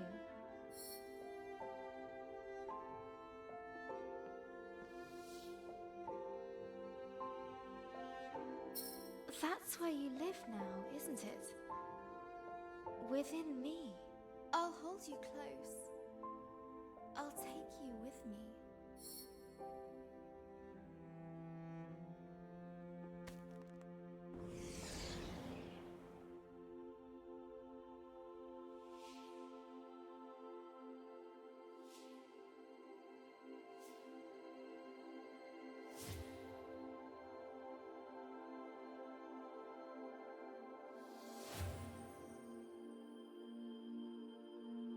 Always. Let's see what adventures lie ahead.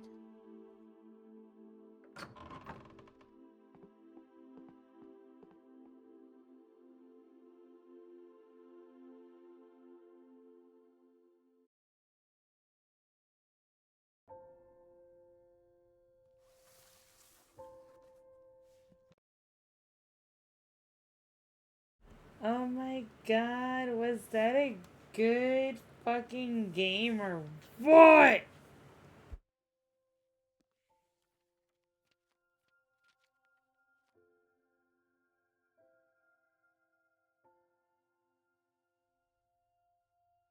Hello, journal. Reading these dusty pages makes me feel old. I reread them so many times as a kid, taking myself back to those dark moments, reassuring myself it would all be okay. That helped. You helped. I still miss Gran every day. Sometimes I hear her laugh in the back of my mind. Abby reminds me of her. Insatiably curious and fiercely independent. I hope she never loses that. Mum's coming to live with us for a bit. I hope her and Abby are going to make some memories of their own. We have a daughter now. They're already both obsessed with cat videos and Instasnap. Instasnap. Abby's birthday is coming up. Maybe I'll get her a journal of her own. She says she wants to be a writer.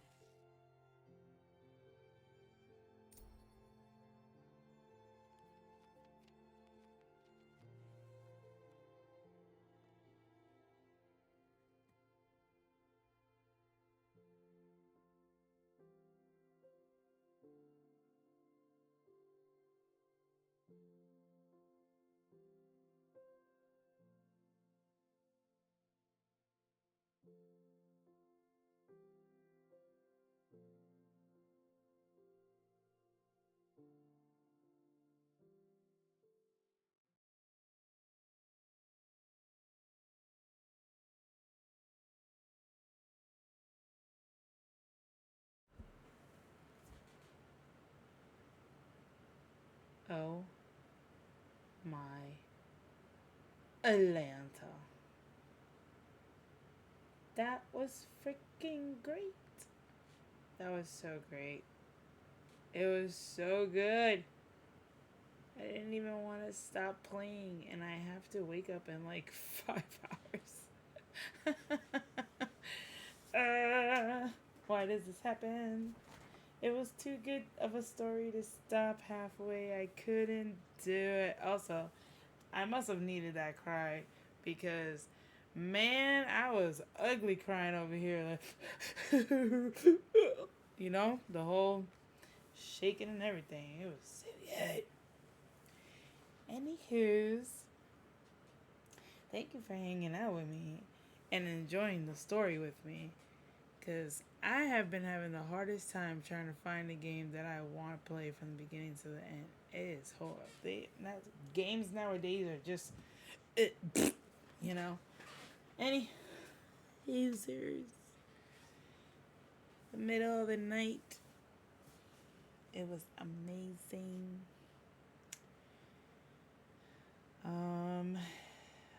I have to start remembering. I don't know if I want to do it today. Probably not. I need to start remembering to raid out instead of just ending. But nonetheless, neither here nor there. If you're on this part of the world, good night. Unless you're waking up for work, then good morning. If you're not, have a good night. If you want to follow, you can. If not, that's completely fine. I will catch you in the next stream. If you're already following, thank you so much. I hope you enjoyed as much as I did, because oh my gosh, it's good. Thanks so much. I'll probably be back tomorrow with something else that's not as good. Now every game after this is gonna be boring to shit. But nonetheless, I love it too much. See you next time. Bye.